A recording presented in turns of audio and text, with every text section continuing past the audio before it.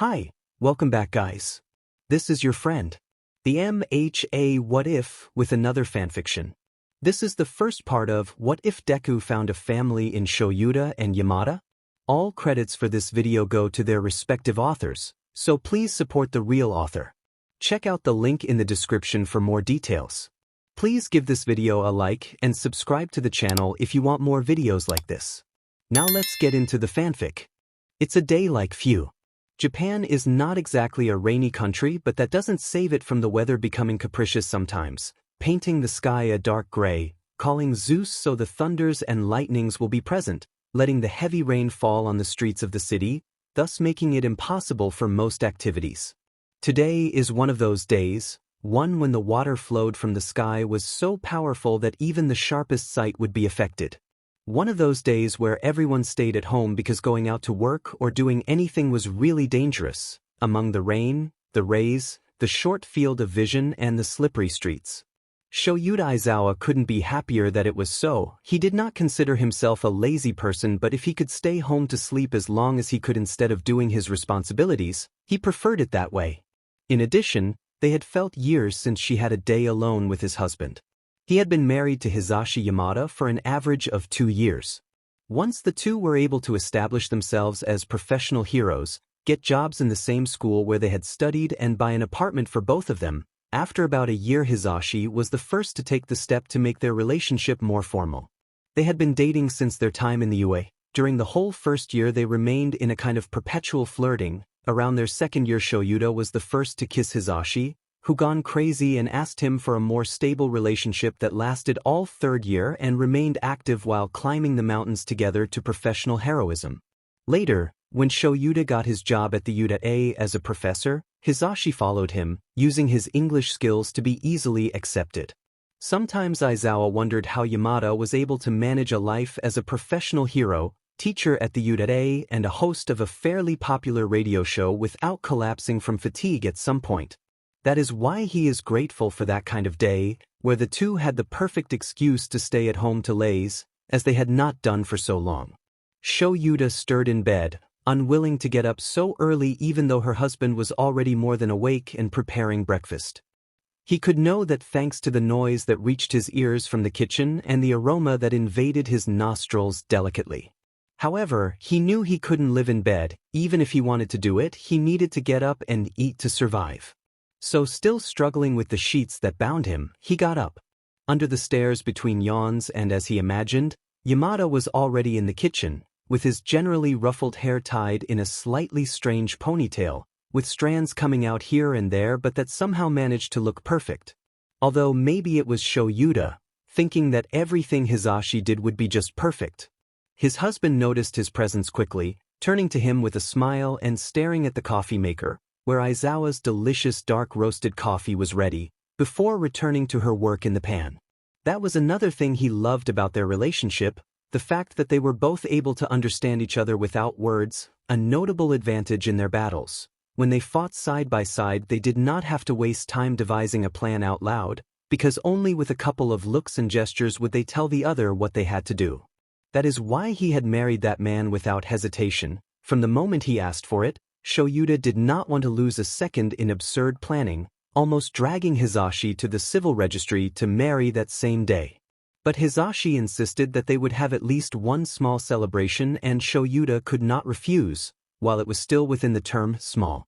Luckily it was like that. They got married on any given day of any given month, on a weekend, so that their hero friends were not as busy as usual and the family was almost the only one to find out. He could still remember how Hisashi had fought why either of them would wear a dress, assuring it would be fun, but Shouta managed to convince him and buy a pair of matching suits, one white and one black, to keep him fairly happy. Shouta was the one who wore the white, next to a veil that Midnight had forced him to wear at the last minute, but that did not make him feel as uncomfortable as the idea of wearing an entire dress. More than small, it felt like something medium, although the party after left Shouta dizzy and confused, unable to enjoy his wedding night with Hisashi as planned. Waking up the next day between vomiting from the hangover and headaches from the pain, Yamada had to attend to him and Shouta was never going to finish paying him the fact of ruining their wedding night. Oh well, maybe I had saved him with the honeymoon later. Those nights should have replaced the awful wedding night. Shouta was still in him thoughts as he drank from the cup of steaming coffee, watching him husband make light movements to continue cooking. As soon as he finished, he leave 2 dishes on the kitchen counter, eggs with bacon and toast, a very American breakfast but no less delicious. Before making any other movement, Shouta took her husband's shoulder and made him face turn, enough to give him an early kiss. "Good morning, Zashi." He smiled, if you could call a smile to the small curve that formed on his cheeks, like every time he shared a kiss with his husband. "Good morning, Shou," the man replied, while caressing his hair with affection. The two sat in the chairs in front of the counter after that, ready to taste their breakfast. However, something was wrong.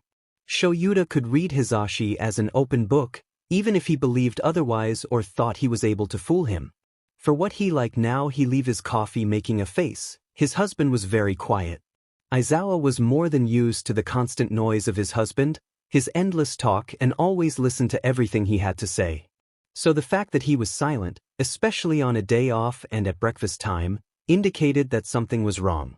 "Zashi," he called him, his husband putting his gaze on him immediately, indicating that he was paying attention.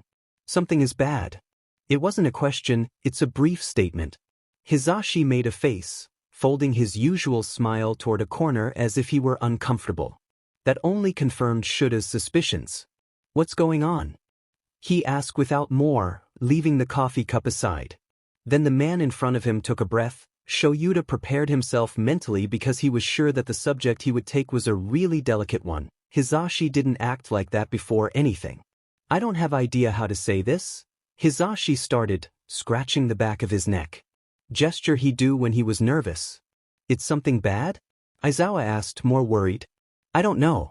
It depends a lot on how you take it." Shouta raised an eyebrow. He didn't understand what he was referring to. "Shouta, you know that I love you with all my heart, you are my beloved husband and I want to spend the rest of my life with you, but lately there is a thought that has been bothering my mind for a while. Are we going to divorce?" This time it was Hizashi who raised an eyebrow, laughing cheerful and nervous at the same time. "What? No, Shouta, I would never ask for a divorce." "So what is it? Because it clearly sounds like a divorce." No. I married with you for a reason, you won't be able to get rid of me in a long time. I will never want to get rid of you." "Then you don't have to worry. Because the divorce day arrived." "So, what happens?" "Well?" His nervous attitude returned. "I want to help Shouta." The nominee looked into his eyes and noticed that in those who observed a strong air of determination and strength, as if he were about to face a villain. "I want us to adopt." And without knowing how or why, Shouta knows that at that time, his husband wasn't referring to adopting another cat. Shouta feels an electric current go down for his back. Hizashi was right at one point, and that point was the fact that he didn't know how to take what he had just said. He wasn't talking about a cat, because he hadn't said it as he had asked before when they adopted the little hairy ones, just saying one day out of nowhere, "Don't you want to adopt another kitten?" Then he taking the transporter and they going to the shelter they had near home. No, he wasn't cheerful or excited. Hizashi was serious in front of him, with an expression balancing on determination and pure seriousness. Shouta wasn't used to that look. He was used to the warm and loving that his husband dedicated to him every day. The look he was giving him at that moment made him feel his soul froze. The blonde was waiting for an answer, that Shouta say something in front of the letters he had just whipped on the table, but his husband was frozen, completely shocked because he doesn't had idea what he needed to say. Aizawa had never thought of something like that. He being a father? He could barely lead with his students every day, although he only saw them for a few hours. Now, lead with a child every day at all hours? Just thinking about it felt like he died, as if suddenly the air will be missing. But if he thought about it, he would have Hizashi by his side, and since he could remember, everything was simpler since the blonde had appeared in his life. Classes were simpler, relationships were simpler, personal care, hero work, being a teacher, everything that went through his mind was infinitely easier if he thought he had Hizashi to be with him and support him in everything moment. But being a father was a great responsibility. It involved expenses, time, a whole new order for their routine, joining a third person who would have their own needs. A martyrdom if he thought about it. And it goes without saying about the legal process. Japan wasn't exactly the most favorable country for homosexual couples.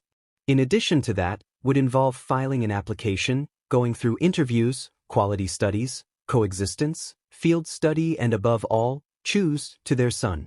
Shouta doesn't like the word choose.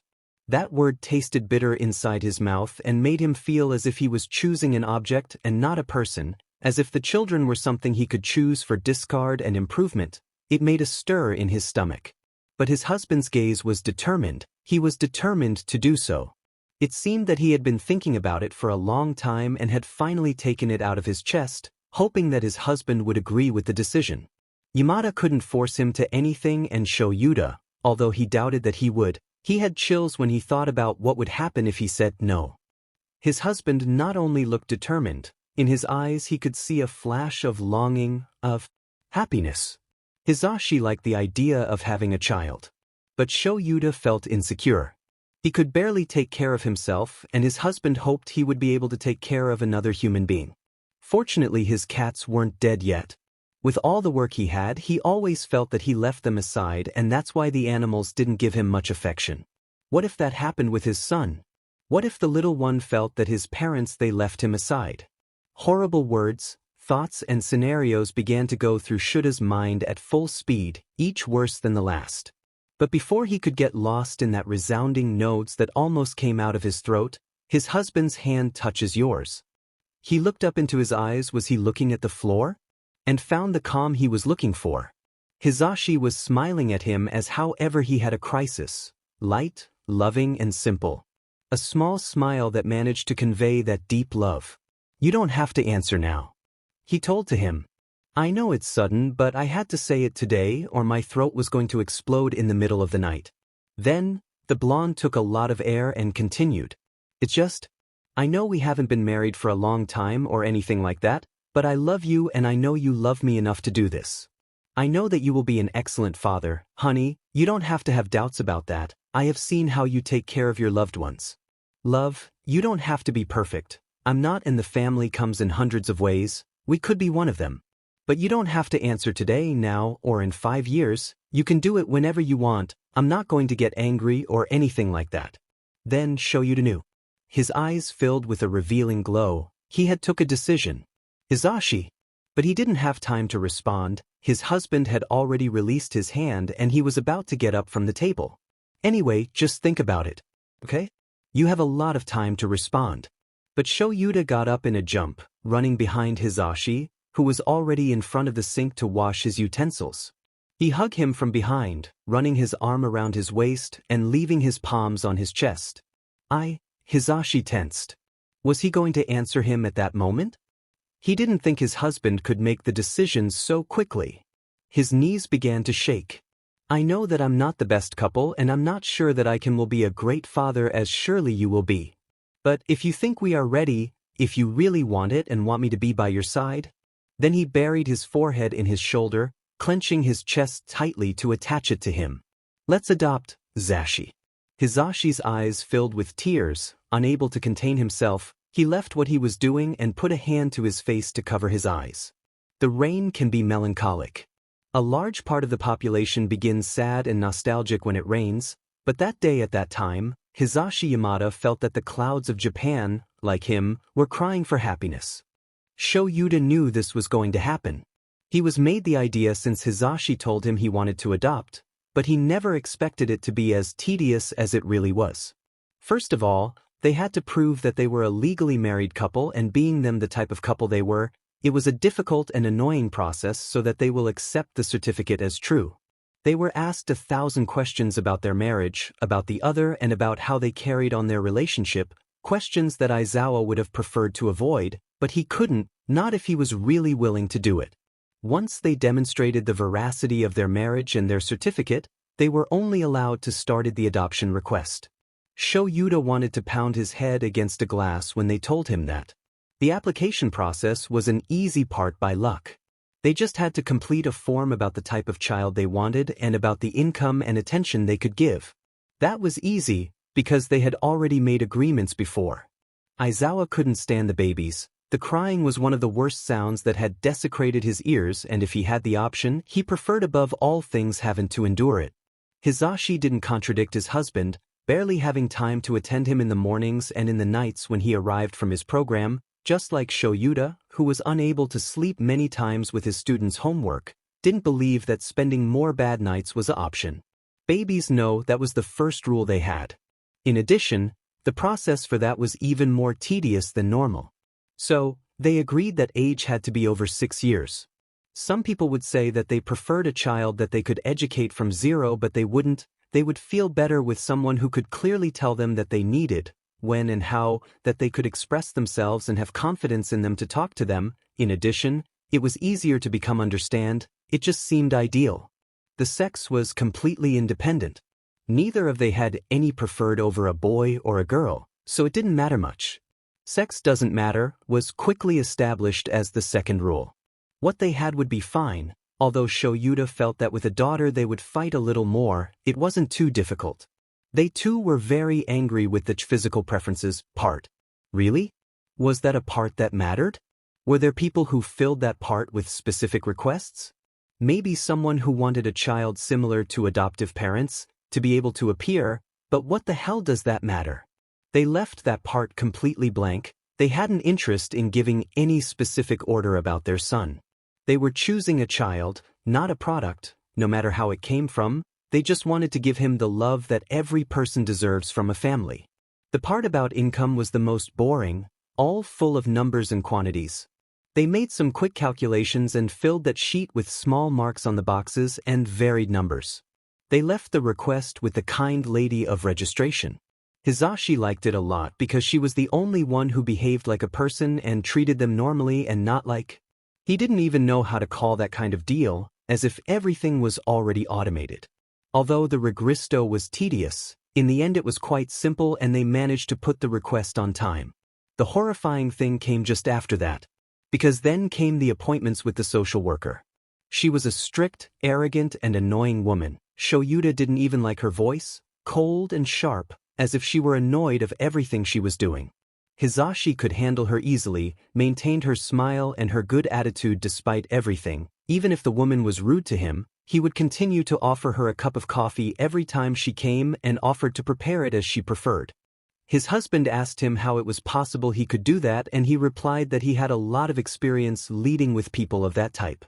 Shouta followed the game of his husband, remained calm and indifferent, the same tired and selfless expression he always had, although inside he was dying to throw the boiling coffee straight in the face of that woman.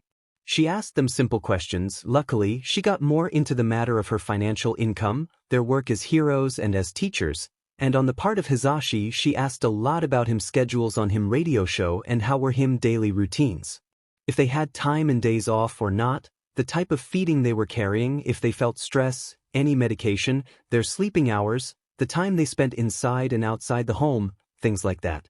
She also paid special attention to Shouta's cats. How he treated them, his food dishes, his fur, the way they responded when she tried to caress them, where they slept. The raven was sure that if she could, the woman would have checked the sandboxes thoroughly. Yamada told him that it was part of their evaluation. If he saw that they could take good care of an animal, then he would understand that at least the basic care of a living being was clear and well taken care of. Shouta was a little scared because his cats were slightly fatter than they should, but his husband reassured him there was nothing wrong with spending a little weight.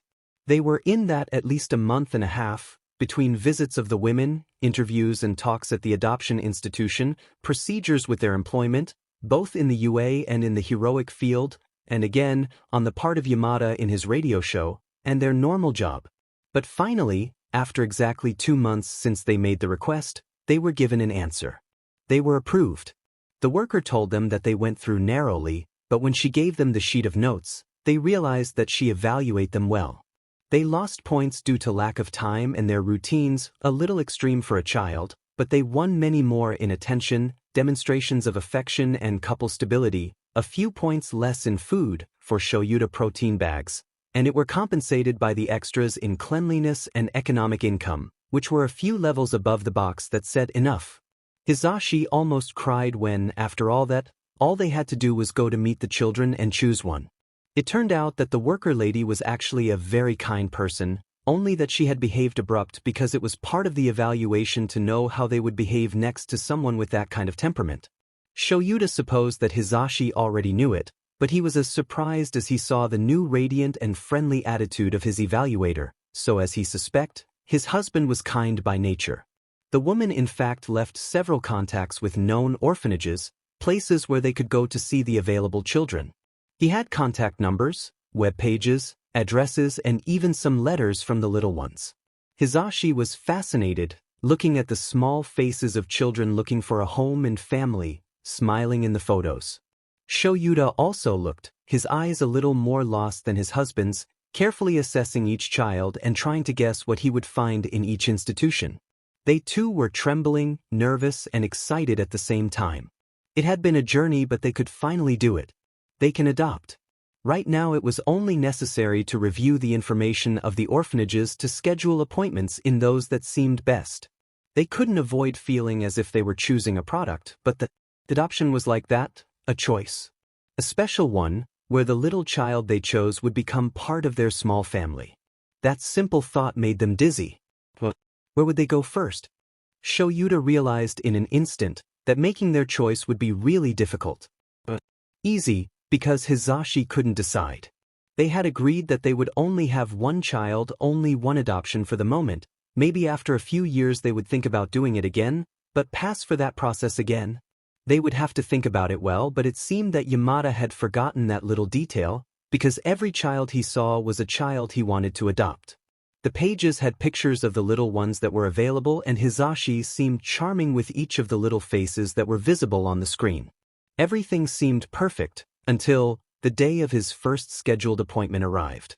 It was a disaster. Shouta would describe it as a simple disaster. The children didn't like at all the explosive and affectionate attitude of his husband, some yes, but after a few minutes they simply walked away with expressions of annoyance. On the other hand, it seemed like the little ones was afraid of him. With his eye bags and his expression of calm, they saw him as someone strange and didn't get very close to him. They weren't interested precisely. They didn't want to play with them, and although the drawings they made were adorable and behaved more or less well, the couple silently agreed something at that moment. They had to find their click. It was something that couples who adopted children and the people from the institutions talked about. A kind of mysterious feeling that arose when choosing a child. It turned out that, as in love at first sight, when they will find their perfect child, they would feel that something inside them would move in such a way that they couldn't ignore it. They wouldn't need words, demonstrations, or trial time. They would simply see the child and they would know it was him, something like the chosen one. Shouta didn't have much faith in that idea, but he didn't doubt that something like that could exist. That is, he fell in love with Hisashi the moment he saw him. Well, maybe not exactly since he saw him, but he felt a great attraction for him when he noticed that bright smile and that strange and rumpled hair all the time. And what to say when he decided to sit next to him? Shouta felt his heart explode by having such a handsome boy near him. The rest of their relationship was history. But finding their click was much harder than he thought it would be. It seemed that no child was the one. About the first orphanage, luckily it did not happen in the others.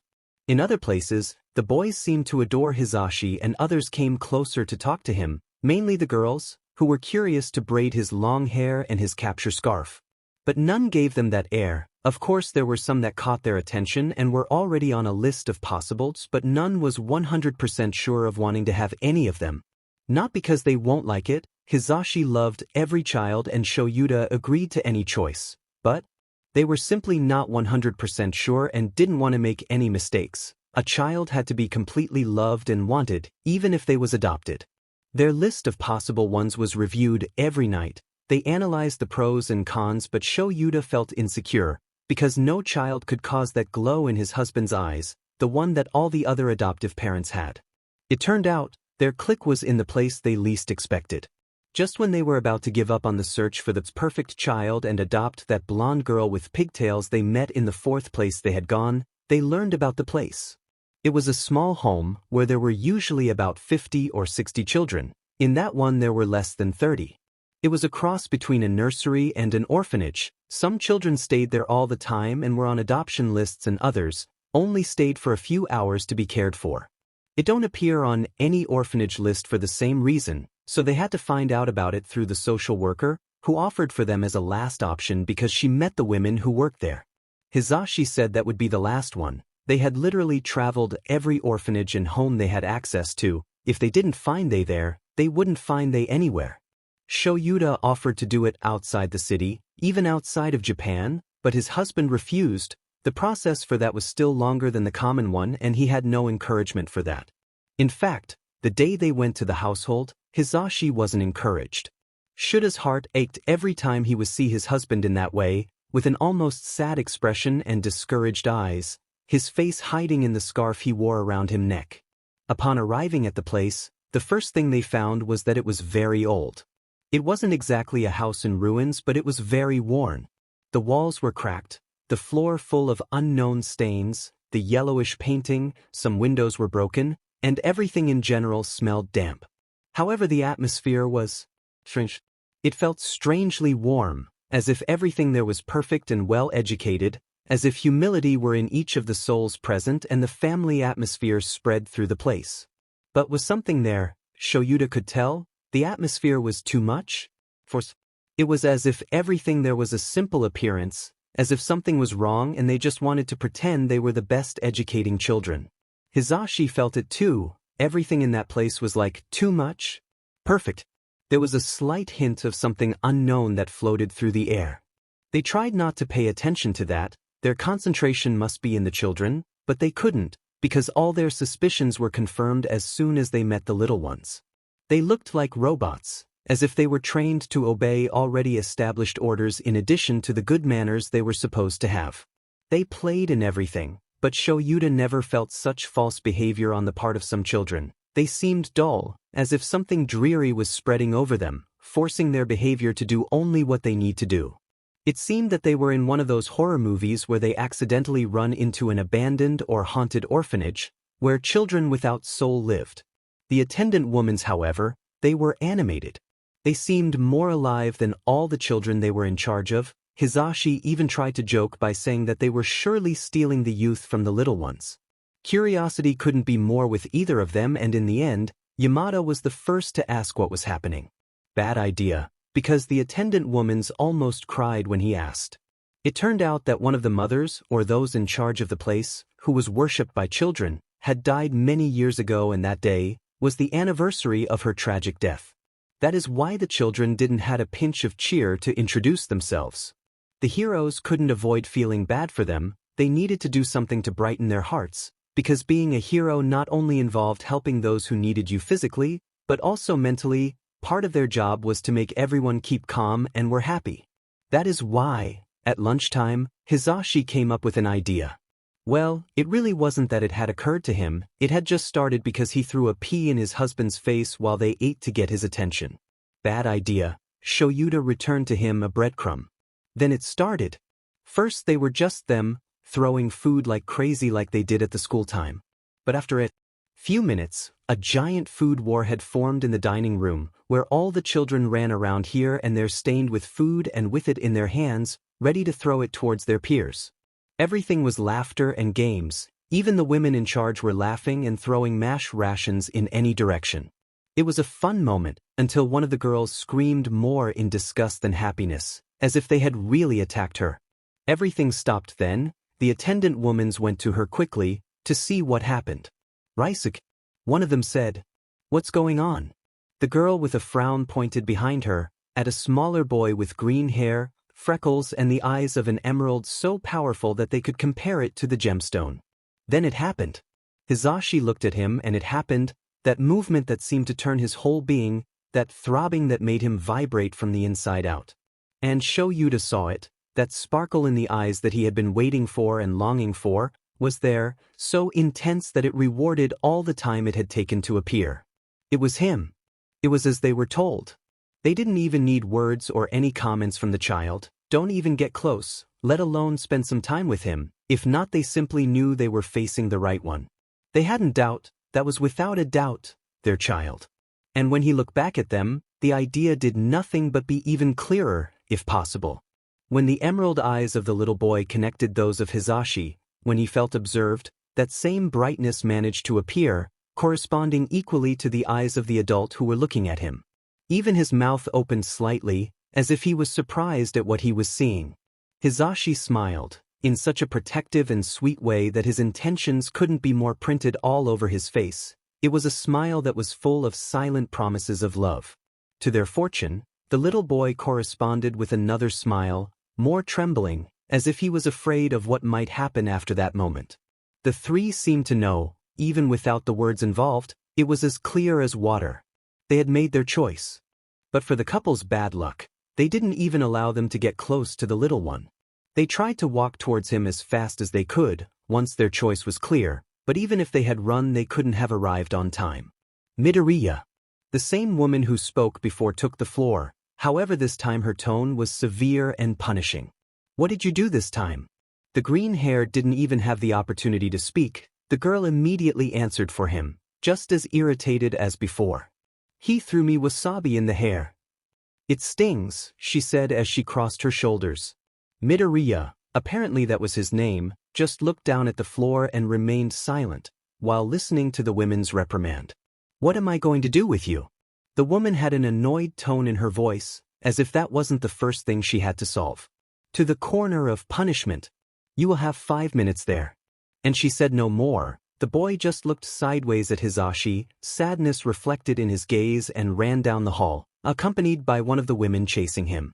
Now, she said, again that smile on her face, addressing the other little ones.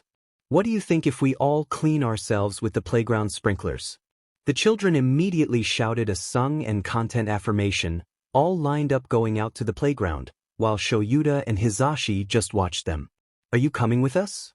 Asked the woman from before, approaching them. Hisashi took the words from Shuta's mouth.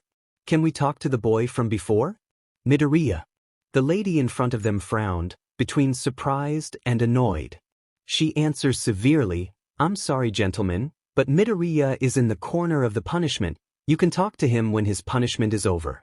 Both raised their eyebrows, but didn't argue. It was understandable that any child need follow the rules, even in situations like that.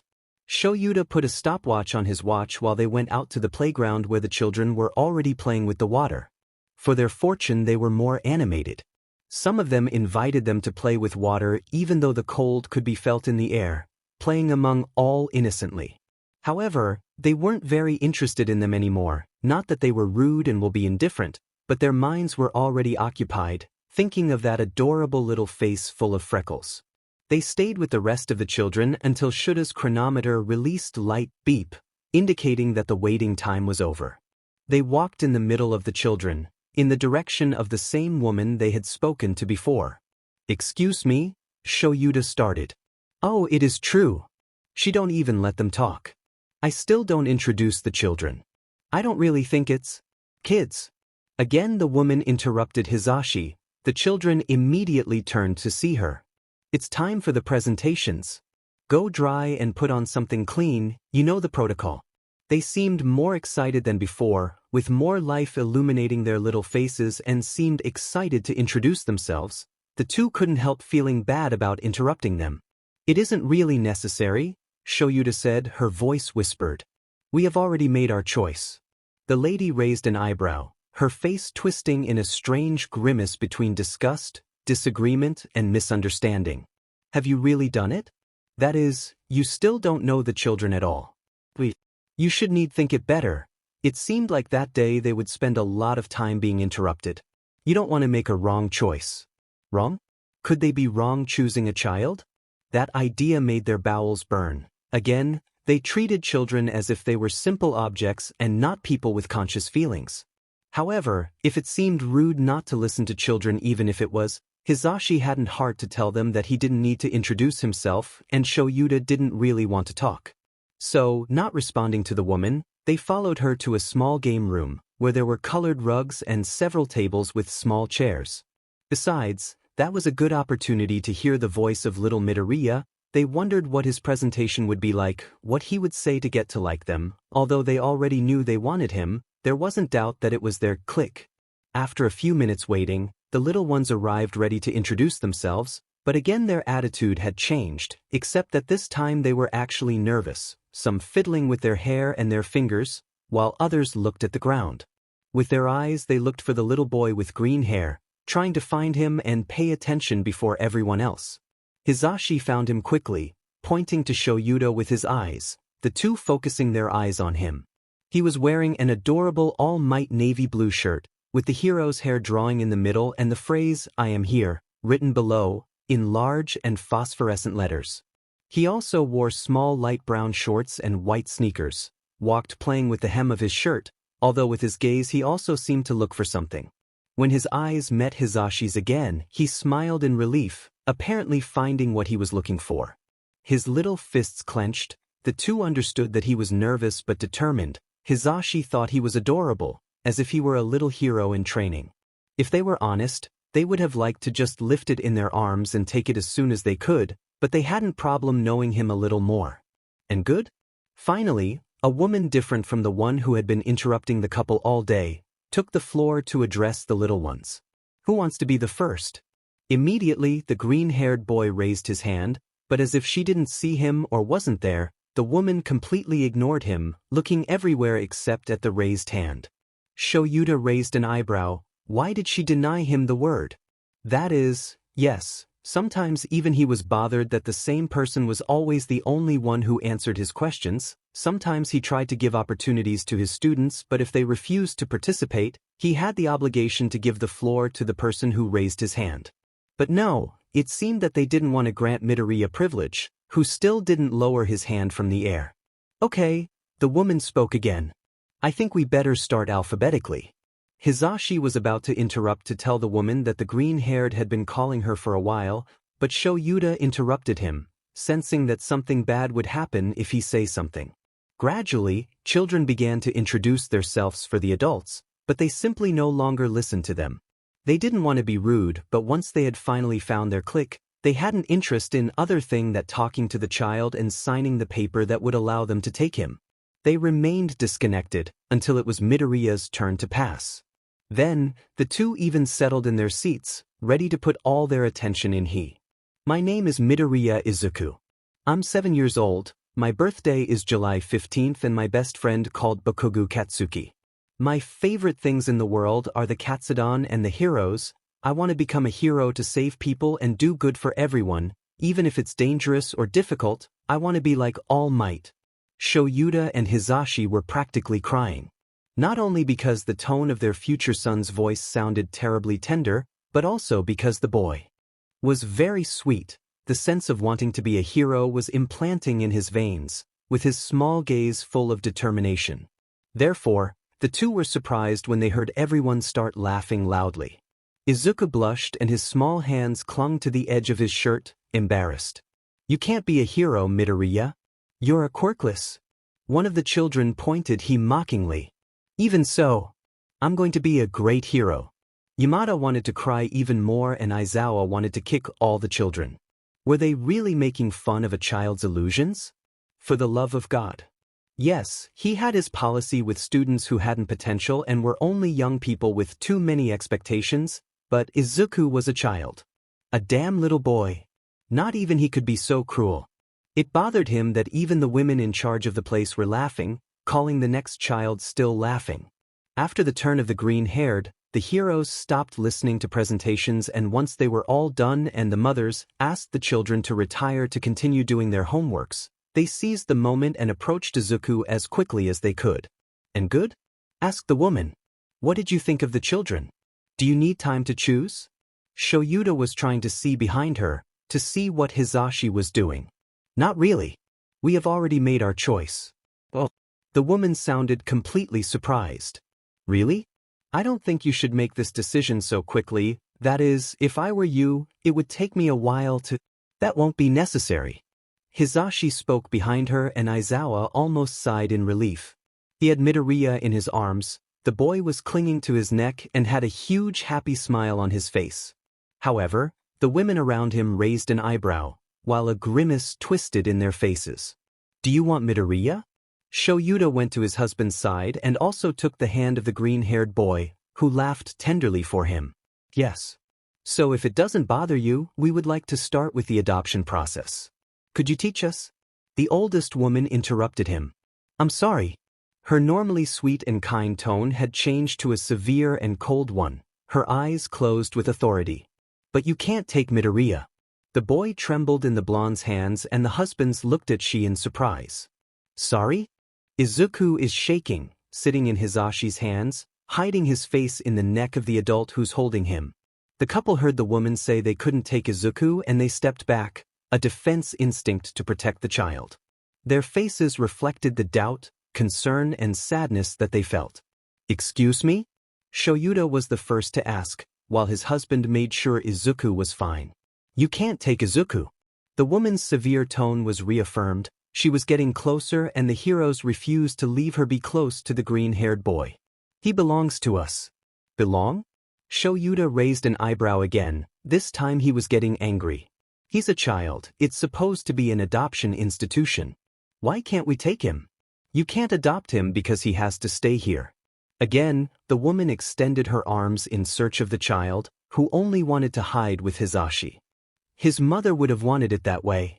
Izuku then trembled again. Hisashi could feel the tears on his neck, the little one was crying, but they didn't understand why. What do you mean? Hisashi was the one who spoke this time, holding the child tightly. Izuku's mother died many years ago. A different woman spoke this time, standing next to the one trying to recover Izuku. She was a caretaker like us and brought her son with she all the time. When she died, she asked us if we could take care of him. That isn't true. Izuku shouted from Hisashi's arms, his face full of tears and his voice hoarse, in pain. She wants me to be happy. And I'm not with you. Let me go with them. That only caused Hisashi to press him harder against him. The boy began to cry harder, releasing loud sobs in his shoulders. Stop being exaggerating, Midoriya. The woman said. Shouta was trying to get between her and his husband, away from the child.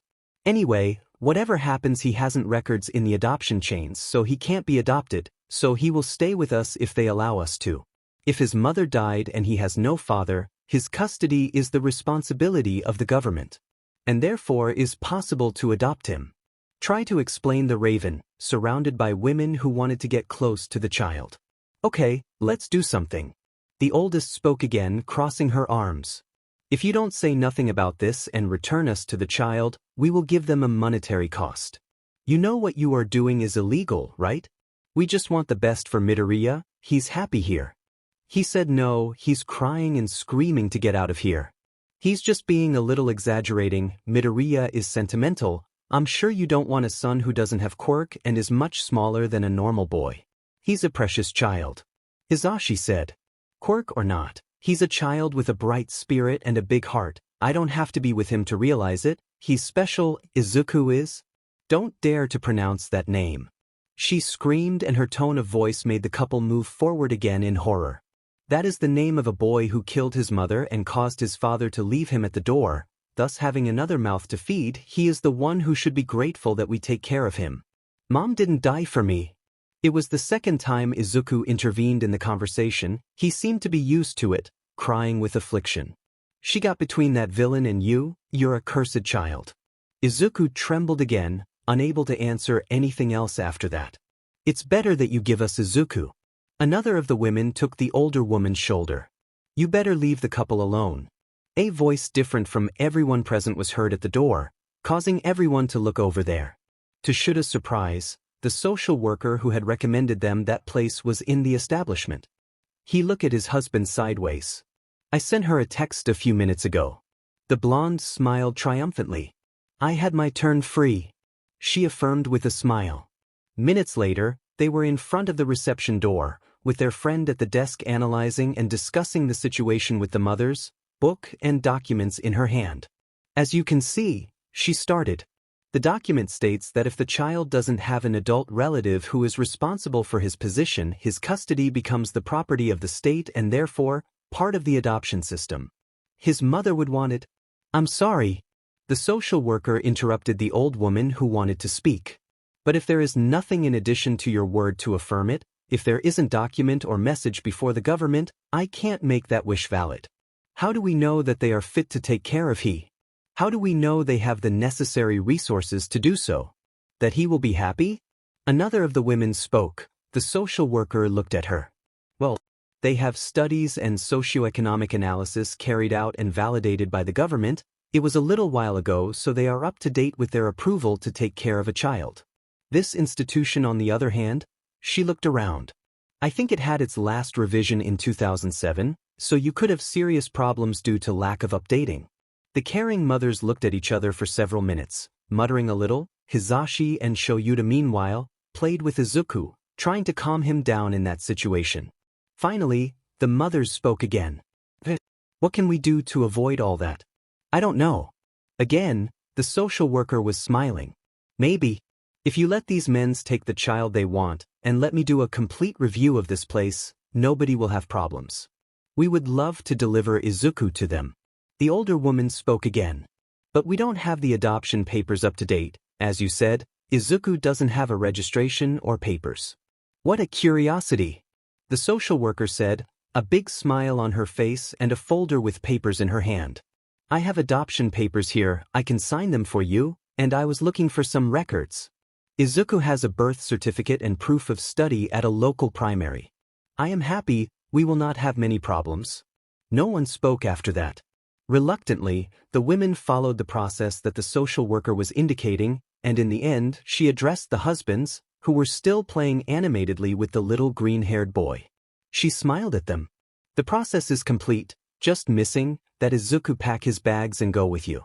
That mean I can go with you? Izuku smiled, turning to see the heroes who were with him. Of course. The social worker extended her hand, and the green-haired boy took it, rising from his place. If it doesn't bother you, I will accompany you to your room. I will ask your mates a few questions.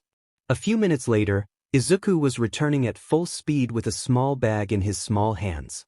Next to him was the social worker, accompanying him with a smile. It was a pleasure to have helped you. I have no idea what happened.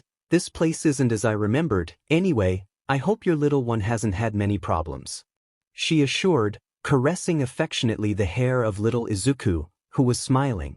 Don't hesitate to call me if you need help again, or if Izuku requires something. Now I have to check this place, take care. And after that, she saw off, running in the direction of the orphanage, probably to perform the planned revision. Izuku stood still, looking toward the orphanage while holding his suitcase with both hands. A small All Might plushie was on it, and the eyes of the little green hair were bright. Hisashi. And Shouta gave him a moment. Getting away from a place where he had been practically all his life must be difficult. The couple wasn't sure that it was exactly what had happened in that place, but because of the teasing of the children and the insistence of the mothers to keep it, they were told that it shouldn't have been precisely. But when he looked back at them, his eyes had a completely different glow.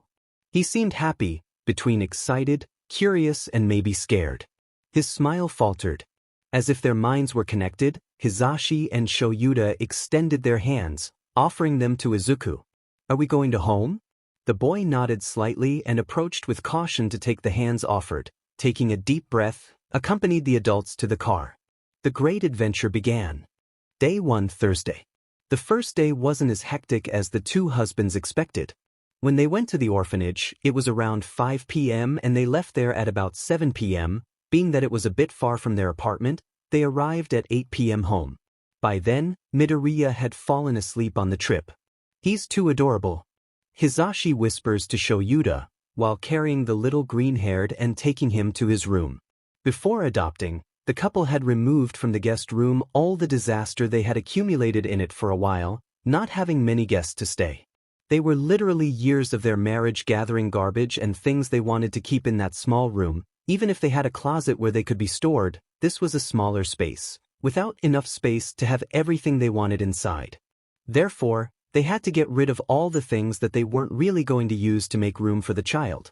There was a single-sized bed, a window that faced the street with beige curtains, some shelves, a closet and a chest that they didn't even remember where they got it, but that they could keep for their child's toys. The two had agreed that it was better to leave the simple decoration, taking into account that they still didn't know if they were going to have a boy or a girl or the things that he liked this. They decided that it was better to decorate it with their son. He looks happy. Shouta says, while he tucks Izuku with his husband, who can't stop smiling.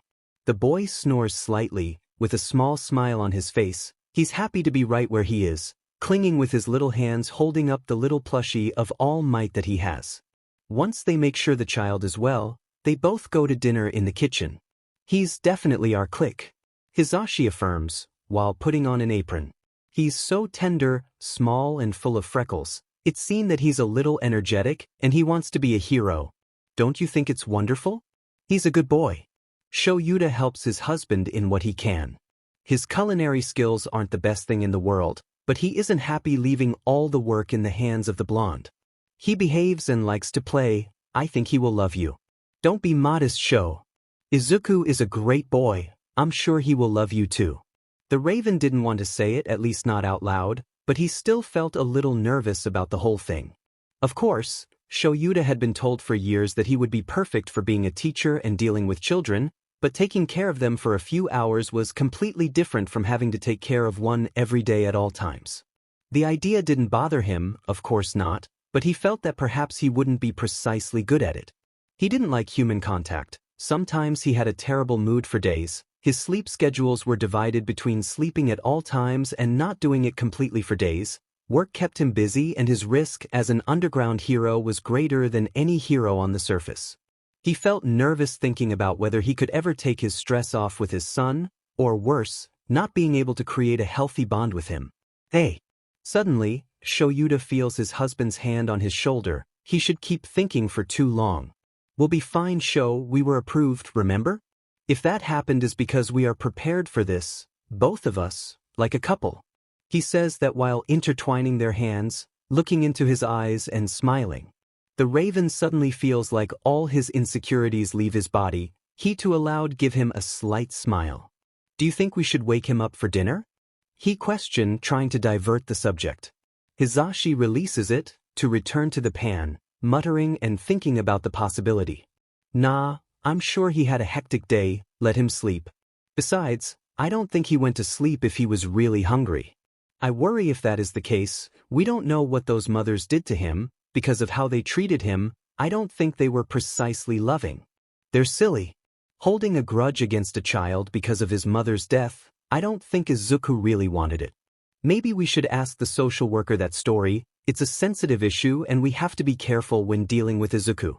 "Sure, honey, I'll call her tomorrow. After all, we still have to find out where Izuku's school is."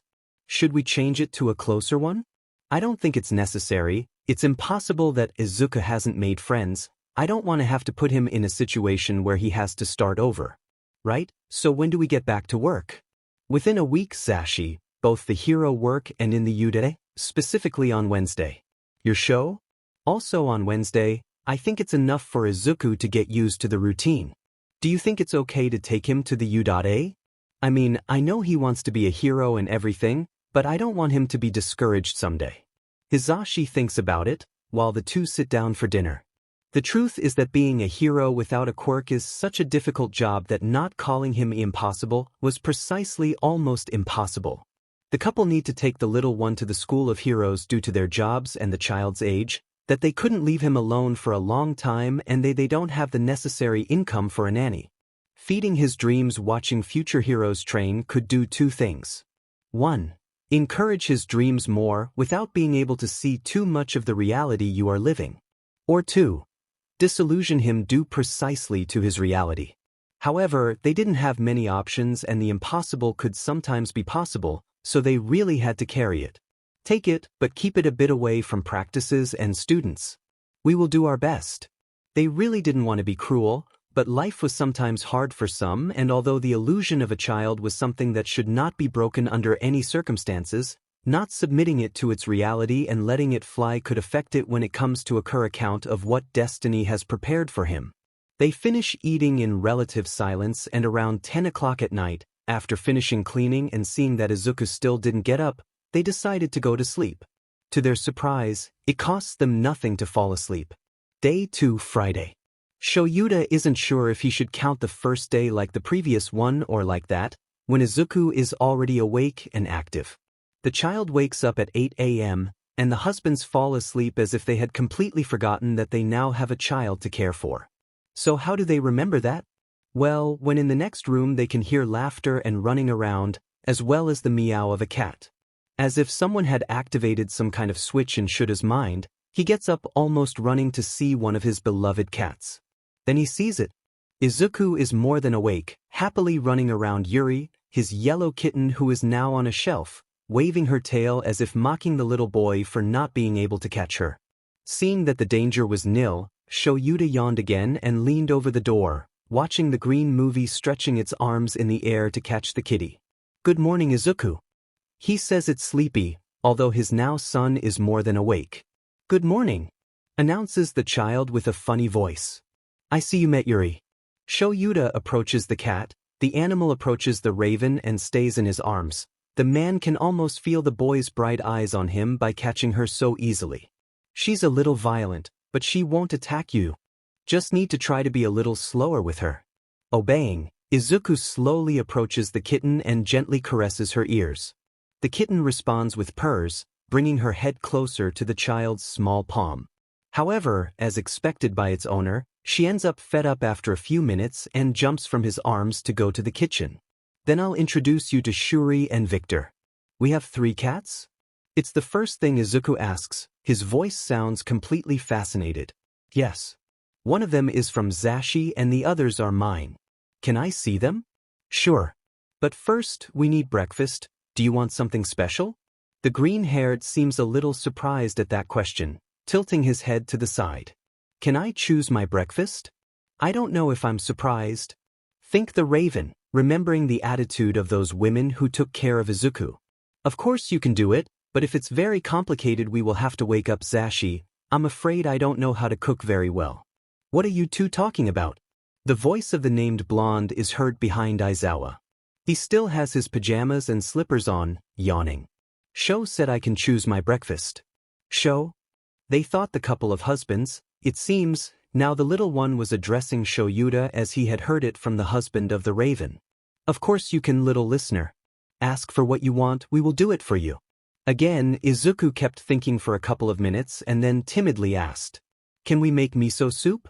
Hizashi smiled, stroking the boy's head. "Of course. Go brush your teeth with Sho and then we can eat." Izuku again obeys, taking the hand of the black-haired man when they offer it and walking to the bathroom with him. Once there, Shouta helps him get on a small bench so he can reach the mirror. The boy already had a toothbrush and it is fun for the raven to see what synchronizes his movements with his to brush at the same time. When the two finish brushing their teeth, Aizawa makes a ponytail with a red bow and helps Izuku brush his hair. Afterwards, the boy gets off the bench and next to the raven runs to the kitchen, where Yamada is already serving their breakfast in small bowls. There is also some salmon on flat plates, and the 3 cats were at the foot of the counter, happily eating their breakfast that surely had some traces of fresh salmon left by a blonde man. Midoriya and Aizawa sit at the table and wait for Hizashi to start eating. The blonde arrives a few minutes later, and the 3 sit down to eat happily. "Izuku," the blonde says out of nowhere, and the boy looks at him. "Do you want to buy things for your room?"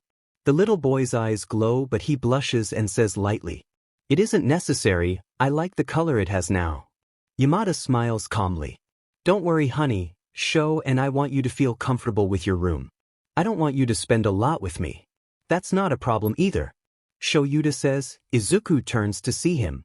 "We have some savings that we can use for you and we don't have to buy everything precisely today, we will do it little by little." The little boy looks at his bowl of soup for a few minutes and then smiling he turns to see them again. "Then it's okay." "Perfect. Then hurry up to eat both of you, we will take a bath and go to the nearby square to get what is necessary." About 30 minutes later, the 3 are in the car, listening to the radio with some sticky songs of the moment playing in it while they head to the mall. Yamada helped Izuku take a bath. The boy had felt a little melancholic having someone washing his hair so delicately and helping him get dressed. Apparently he had done all that only since his mother was gone. As Hizashi had said, they called the social worker while they were in the square. With Izuku choosing a beautiful blue color for the walls of her room, Aizawa took the time to read the messages with information that had reached his phone. In addition to the boy having a school near his main care center, he was an orphan since he was 5 years old. His mother was a single woman who took care of the little she alone since his birth, and who had died 2 years ago. in a villain attack in his neighborhood. Apparently, Izuku was playing with some children in the park when a villain had appeared there, tormenting the little ones in the park.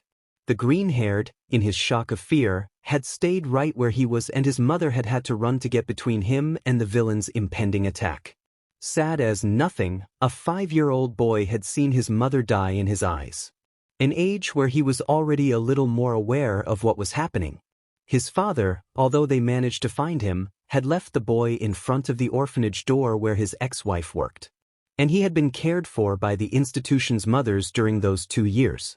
Hisashi couldn't believe it either. The boy continued with a huge smile and a great attitude while he was with them, although surely the pain of losing the only woman who loved him still fell on his little shoulders. The husbands decided that it was better not to touch the subject at the moment, unless the child will show signs of wanting to talk about it. Around 5 in the afternoon, they had been walking around the shops for about 4 hours to buy what they could afford at that time, and there, it was when they detected Izuku's first problem. The boy have trouble saying when he is hungry. They weren't very sure what kind of care women gave him in his orphanage, but considering how they blamed him for a death that he didn't cause, they were sure that the child would have some problems to cope with people again. But they didn't expect it to be that serious in 2 years. Given that the heroes could spend days or hours without eating or sleeping, Hisashi and Shouta were moderately used to having their stomachs empty for a while, so they blamed that for not having realized before they had to eat more than the simple miso soup of breakfast. Actually, it was the raven who realized that Izuku was hungry. While they were walking, the boy had stopped doing acrobatics and he don't walking as fleetingly as before, in addition to staring a little more at the children who were walking with an ice cream or a crepe. Izuku. Shouta calls him and the little boy turns to look at him with curious eyes. Are you hungry? Embarrassed to be evidently trapped, the boy bows his head and blushes, playing with the edge of his shirt. A little, admit with grief. But I can wait. Oh honey, Hisashi approaches him, crouching at his height. Nothing is more important than the fact that you eat correctly. If you are hungry you have to tell us. Won't you be mad at me if I ask for food every time I want? What the hell did those women do to him? The couple thinks together, clenching their fists in annoyance. Of course not, it's important to eat and sometimes we forget it. What do you want to eat? Katsudon would be fine. Shouta and Hisashi have no problem buying a large katsudon dish for the child, even if he is still unable to finish it completely. At the end of the day, they have a sandwich at a post near their apartment, and paint buckets and decorations stay in the car while they prepare to sleep. Don't worry. Shouta takes Hisashi by the shoulder. Before they go to sleep he kisses his cheek. He will learn to do it. That day costs them a little more to go to sleep. Day 3, Saturday. The alarm sounds this time to wake up the family, and while Hisashi prepares breakfast again, Shouta and Izuku arrange to paint the room with the child's blue color. After breakfast, the three are responsible for removing things from the room and have fun putting newspaper on the floor so as not to stain it. It is fun for the three of them to paint the whole room. They give themselves some blows with the brush, and the green hair doesn't bother the indiscreet flirtations that the blonde and the black-haired have between them. If not, that stops them staining them with some water mixed with the paint.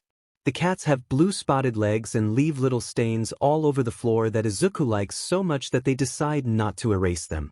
Afterwards, the three play a little on the outside hose, wet each other to clean themselves and running around the muddy yard. They eat in the middle of the room and continue painting for the rest of the day, with Hisashi singing American songs to make the mood, Shouta throwing the cats out of the room every 5 minutes and Izuku painting what he could achieve on the walls. The electric blue of the room is very beautiful, and Midoriya, like the good All Might fan he is, doesn't want to wait a second when the wall is already colored, to hang the posters and figures that he bought the day before.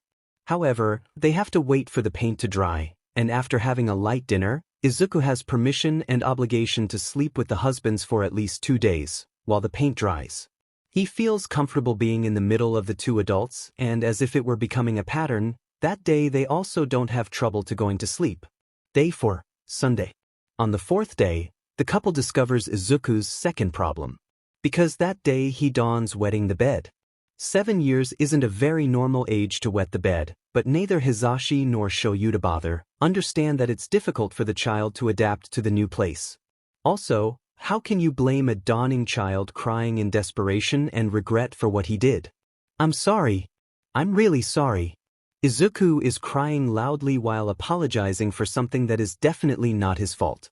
I promise I'm going to wash the sheets or I will help you to do it, just I'm very sorry.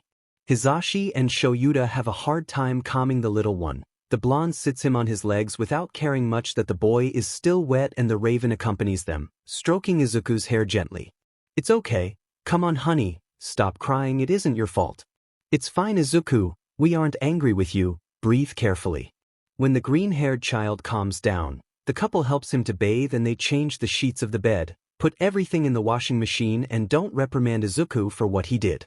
That day the atmosphere is a bit heavy, because the child spends waiting for a punishment that he believes he deserves for an accident and the heroes do everything possible to reassure him and let him know that he will not be punished, while entertaining him with toys and the cats. At bedtime, Midoriya doesn't want to go to bed with them because he is afraid of getting wet again and they have some problems to convincing him. Luckily, their hero training has them prepared to deal with such children with traumas or past shocks. They was slow, careful and give the child the space he needs. They comfort him with sweet words and a calm tone. They try to make him feel safe with where and with whom he is. He likes the cats, so they also allow Yuri to sleep between the child's arms and the other two at his feet, the 6 of them accommodated in the bed in a way that works. Although Hisashi can sleep properly and Izuku fell asleep once he feels calmer, Shouta can't paste an eye in all night. Day 5, Monday. Technically speaking, that day Izuku should go to school, but the social worker had told them that the child couldn't go until Wednesday due to some changes they had to make in his contact roles within the institution. So, although that day Izuku doesn't go to classes, he does have to go to his school to make the changes with his new adoptive parents. Hisashi and Shouta feel a little nervous, mainly because that is the first time they will meet people who have to see something in their child's life and see him with new parents could be rare for some, especially for the other children. They go to the hour of the rest, so that Izuku can meet with his friends while they talk with his teacher. Is a woman. One that seemed made to deal with children, kind and sweet, without becoming too cloying, some normal, a young girl who loves working with children. Are you Midoriya's new parents? She's completely impressed while they're talking with her in the classroom. Oh, that's wonderful. I'm glad to finally see him with people who care about him. I know he wasn't very happy with the mothers and I would like to intervene, but every time I asked him he said that everything was fine. I am sure that if I had said something, I would have denied everything. He's too sweet to do that. Hisashi and Shouta understand her. They got the idea for Izuku didn't say what mothers did with him, just for not to get into more trouble and without many physical tests that could prove it, her teacher didn't have much to do, so they didn't blame her for not to intervene. She explains class schedules, some activities that they have with parents from time to time and how lunch and pickup hours work for children. It's a morning shift school, so they start their day around 8 a.m. and finish it promptly at 12 p.m. Given that, it seems Izuku would have to spend time in the UA because his parents' shifts would not have ended by then. The teacher explains that the school has a margin of 30 minutes to wait for the children, so it didn't matter if they were a little late to look for Izuku. They leave with the idea that they have to adapt their work schedule at school to take care of the child, and Izuku returns almost completely covered in mud but with a huge smile for having seen his friends again. So, they take small break for taking ice cream near the school and in the establishment, Aizawa asks, Izuku, who is Bakugo? They had stayed for about an hour and a half talking with the teacher, extending the children's rest period unintentionally because they wanted to know if Izuku had any difficulty in their school, any academic or social problems.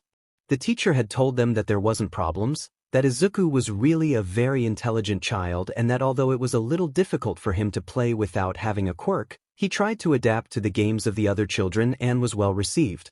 However, she warned, it may seem strange to you the dynamics he have with Bakugo, but I assure you that there isn't problem between them, they are just a little strange friends. Thus, the couple decided that it was better to ask their son. Kaken is my best friend. Izuku happily replies, with his mouth smeared with ice cream and a huge smile on his face. I wish you could have known him, he's my friend since I was younger.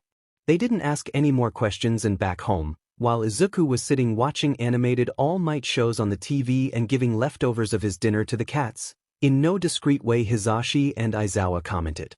Maybe their mothers were friends and have known each other for a long time. It's what Yamada suggests.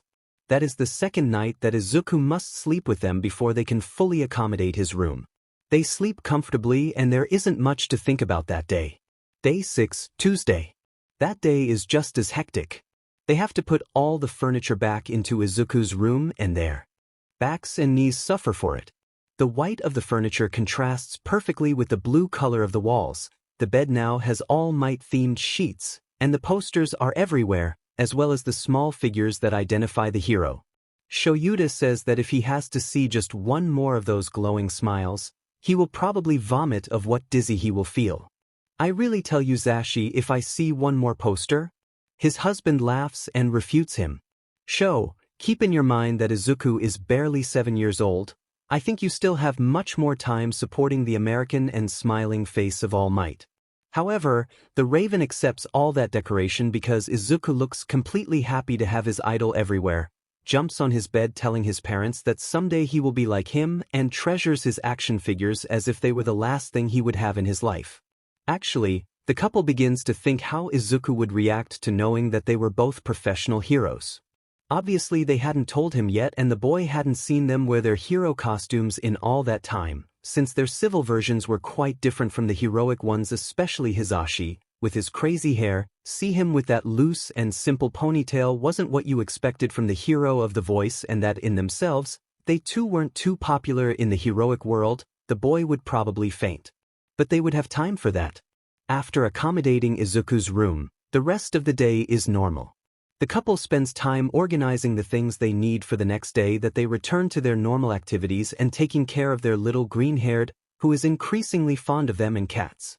They tuck Izuku like the first day and he looks as happy then as he was at the beginning, with no trouble sleeping alone in a room not far away from where his parents were. However, Hisashi and Shouta were beginning to get used to Izuku's weight in his bed, that making difficult for them sleep without him. Day 7, Wednesday. The alarm clock sounds much earlier than it had been ringing during that week.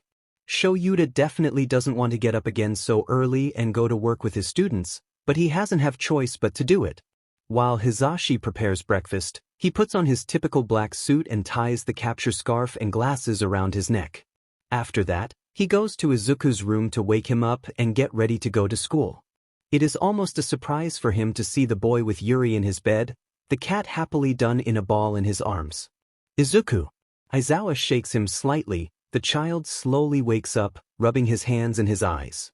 Good morning, announces the little one, while stretching on the bed and yawns. Good morning, Shouta answers. You have to go to school today. Do you need help with something? No. I'm fine, he says, getting off his bed and looking in his closet for his uniform. And Zashi? He's making the breakfast. Come down when you're ready, we'll take you to school. The child nods and goes to the bathroom, climbing on his bench to brush his teeth while is observing by the adult in question. Shouta then goes to the kitchen. His husband finishes serving the dishes on the table and gives him a kiss on the cheek as his good morning greeting. Breakfast, honey, I'll go get dressed, he says as he climbs the stairs. Izuku goes down a few minutes later and next to Shouta has a calm breakfast. The Raven thinks he looks adorable in his school uniform. After they finish eating, Aizawa washes the dishes while Izuku goes to put his shoes on the door. Oh yeah. Yamada's voice is heard on the stairs. Shouta can almost smile when he sees that attitude back in his husband. Oh, I think I missed being present, Mike. Yes. Yamada. Hisashi's calm attitude is fine, but the people need their daily presenter dose. Yes. He approaches his husband again and the Raven laughs slightly. Of course, he can also miss the explosive personality and the crazy yellow hairstyle for his husband from time to time. For something he's married with him. Aizawa gives him a small kiss when he has it close again. I missed you too, Mike. Oh, Eraserhead. Of course you can't live without me. Are you professional heroes? They listen to Izuku's voice from the door. His eyes are shining with excitement as he realizes what he's seeing. I guess he had to find out. Hisashi whispers to his husband, before approaching Izuku again. Of course we are, small listener. We regret not telling you. We thought it would be better to meet first as people and then as heroes. This is great. Izuku almost jumps from the excitement and they are both equally excited and happy to see him happy. Can I go to any of your missions? They too laugh a little, and Hisashi caresses Izuku's head gently. Maybe after honey, for now we have to go to school. All the way, Izuku is asking them questions about their jobs that they can't not answer, trying to paint it as real as possible, although obviously removing the parts that no child wants to find out about the heroic world. They leave him at school on time, with his little bento in his backpack. They have no regrets while they go to work after hearing the little goodbye that does their child tell them while running to his classroom. The day in the UDA happens normally for them. Perhaps they are a little more anxious than usual to constantly look at the clock and not be late to go looking for Izuku. At 12:15 p.m. it's Shouta who is at the door of the school since he had a short break that day just in time to go look for the child. However, as he expected, he has to take him to the UDA before they go home, so in his next hour of school, a little Izuku is sitting at his desk while he gives directions to his students. Luckily, that class is more theoretical than practical, so Izuku is more distracted in doing his homework than in the heroes aspirants ahead him. Any questions? Shouta finishes giving the indications to his students, and although he really doesn't expect to see a hand raised in the classroom, he isn't surprised when one appears. Sensei, sorry if I'm intrusive, but Aizawa can almost feel the tips of her hair rising, her eraser trying to make a presence while the girl asks that he already fear. He's your son. She points to Izuku. Go back to your homework. That's what the dark-haired man answers, even though he's listening to his whole class murmur about the little green-haired on his desk. Show. Izuku calls him at some point and he approaches to see what happens, ends up helping the child with his homework while at the same time receiving the one he has just left his students. Unfortunately for Shouta, when the bell rings his next class has to be a practice of heroes, but as if it were an angelic salvation, Hisashi appears to take Izuku with him. The rest of the day, Izuku spends it with his blonde father, listening to English classes, finishing his homework, playing with some toys he was carrying, or watching videos of All Might on the adult's mobile. The green-haired is taken to the cafeteria for lunch with his parents, and there, it was almost inevitable that a huge mass of interested students' girls will approach him to ask who he was and what was he doing there, absolutely delighted with the little one. The other teachers are also interested in Izuku, especially since he is the son of the most well-known adult couple within the walls of UA. Look at his adorable little face. Midnight is obviously the first to approach. She's a close friend of the parents and illegitimate and self-proclaimed aunt of Izuku. So cute. Impossible to be your son, Aizawa. It's impossible. She says it while she has the child with his face buried between her breasts. The little Izuku is shaking and with his cheeks in an intense pink, extremely embarrassed by the situation. At the end of the day, the family of three is mentally exhausted and all they want is to go home to eat something and rest properly. However, Mike has to go to his radio show, leaving Shouta and Izuku alone at home with the food already made. The dark-haired man manages to rate the tasks of that day, feed his son and play with him for a while before his husband arrived. At night, Eraserhead had to patrol, so when Yamada appeared, the first thing Shouta did was get a shower and get his team ready to leave. Won't you tuck me up? When Izuku asks that, seeing that his other father is putting on his boots at the entrance, that breaks the heart of the Raven, but he has no more options. Having a child is always difficult for a hero. Moments like that would not be exclusive in Izuku's life and the three had to be aware of it. I'm sorry. Shouta caresses Izuku's head when he finishes getting ready. Zashi will do it because I have to go on patrol today, but I'll be here in the morning. I'll go to your room to wake you up, I promise. Izuku has a sad expression, but makes gestures for Aizawa to approach him, who does not hesitate to bend down to catch up with his son. What he definitely didn't expect was the hug that the child gives him. Clinging tightly to his black shirt as he stretches to pass the little arms around his neck. Take care. The boy tells him and Shouta can almost feel his eyes fill with water. Sometimes he can be very sentimental. Don't face very bad villains. Aizawa hugs his back and his husband smiles when he straightens again. One hand is on Izuku's shoulder and he approaches the other to his face to touch his cheek and get to give him a long-lasting kiss. You heard him. Hisashi whispers, once he releases it. Be careful outside. That night is quiet, But Shouta feels more alert and anxious than usual. The idea that there are two persons at home waiting for him hurts inside his heart. Thursday. At 2 a.m., Shouta arrives home. He eat a snack that they have around in the kitchen, and the first thing he do is go see how his child is. Little Izuku is more than asleep on his bed, his calm expression and his slowly breathing, while hugging his stuffed All Might, and Yuri is back on his bed, but this time at his feet. Suddenly, he feels a hand on his shoulder, and when he looks back, he met his husband, who was smiling at him with love. They kissed again, same as in the morning, and Hisashi then rested his head on Shuta's shoulder as they looked at their little boy. "I told you we were going to be fine," he says, again holding his husband's hand and still looking at the child. They have managed to survive the first week. The routine is hard for Izuku.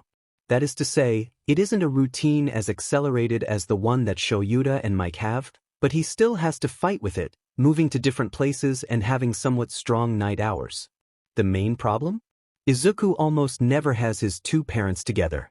That was quite normal for husbands, married or not. Each had their life and responsibilities to attend, so they were accustomed to not seeing or touching each other for hours or for a few days, making up for it with the messages or casual looks in the halls from school. But Izuku was a child, a very attached one, so not seeing them together worried him a lot, although they try to keep him entertained and focused on other things. There are days when it's Shouta who isn't there to tuck him, others in which they don't see Hisashi until the next morning after he has left at night, some more where the two have to leave while their son is sleeping, although they try avoid that at all costs. Luckily, the school distracts him more than anything, both of them, both his ordinary school and the UA. Oh, and by the way, Deku definitely loves being in the UA.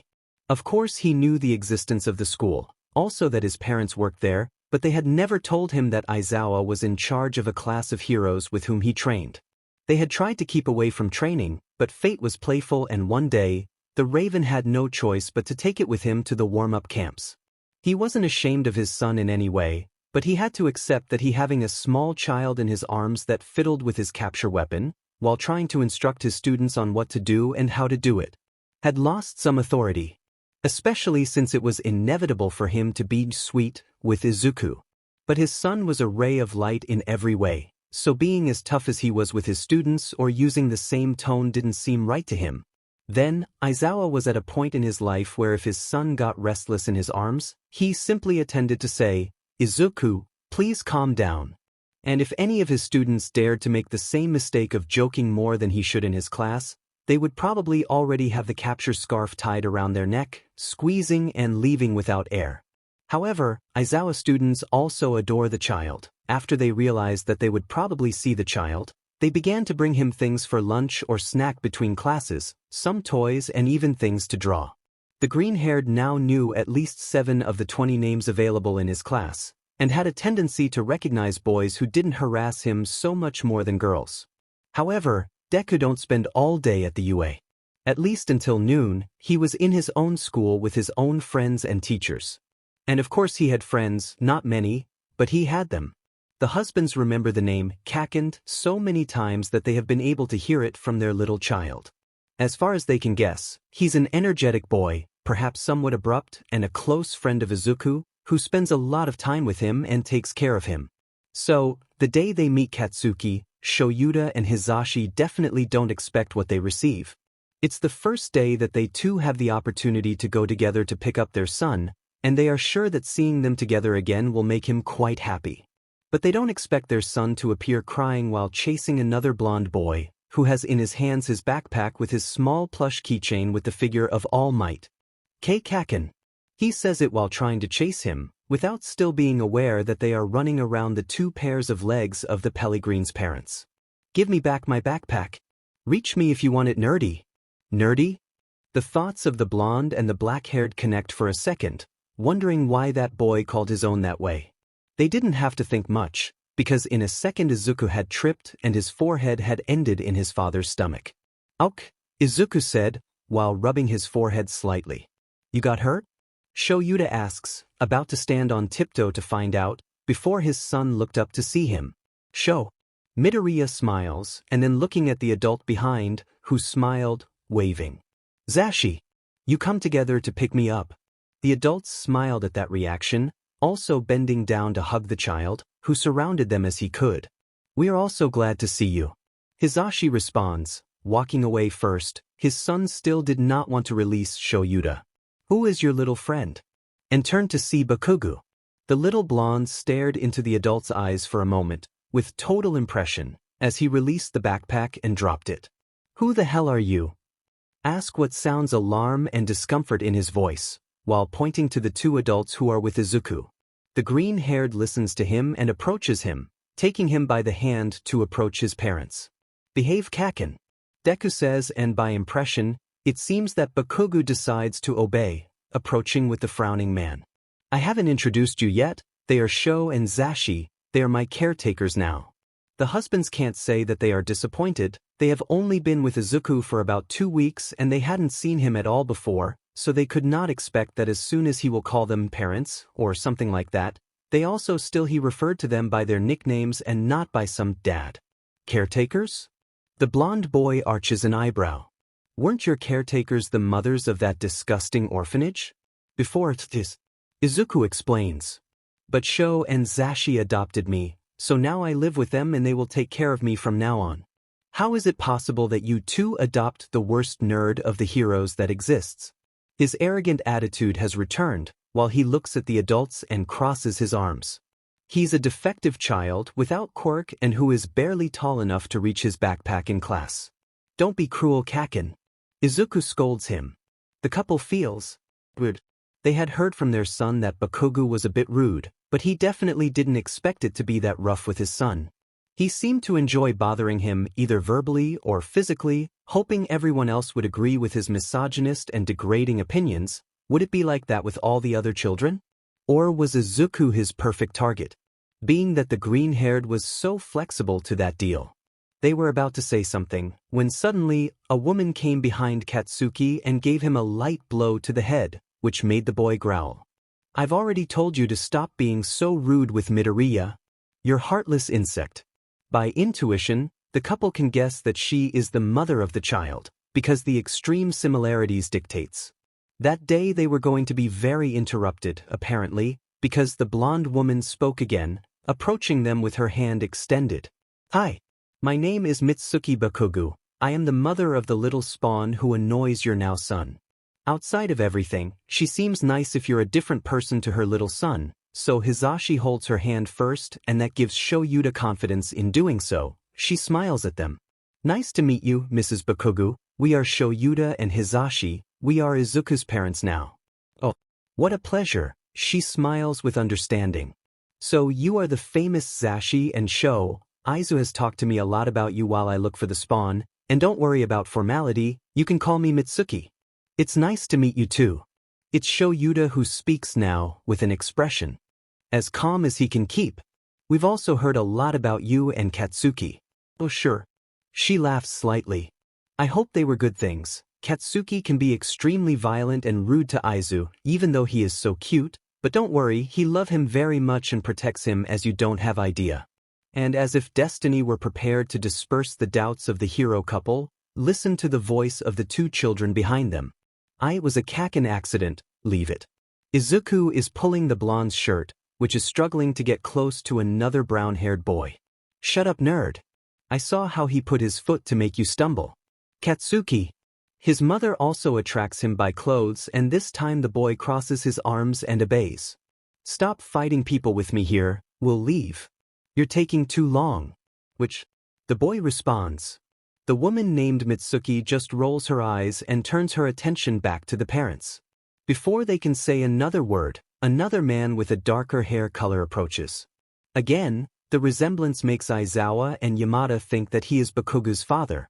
Did something happen, Mitsu? Hisashi smiles at that. Apparently he is not the only one who calls his wife by a nickname. "Is nothing." She responds, bringing him closer to introduce them.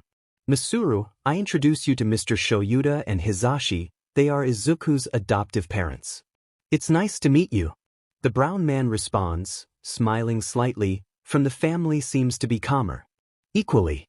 Hisashi speaks, but his watch interrupts him, ringing with a slight beep that announces that his time before entering classes is over. Therefore, they were going to be late. We are sorry. He apologizes. But we have to go back to school. The students will get restless if their teachers don't arrive. Thank you for your time and for not suing Katsuki. Mitsuki says, and her husband nods next to her. We should meet one day. Katsuki loves being with Izuku, and we would love to meet you. It's Misuru who speaks this time, also smiling. We'll see. For now we have to take Izuku. Shouta extends his hand, and as if it were an already clear signal, Izuku runs to take it, smiling and ready to go. Bye Kaken. Bye uncles.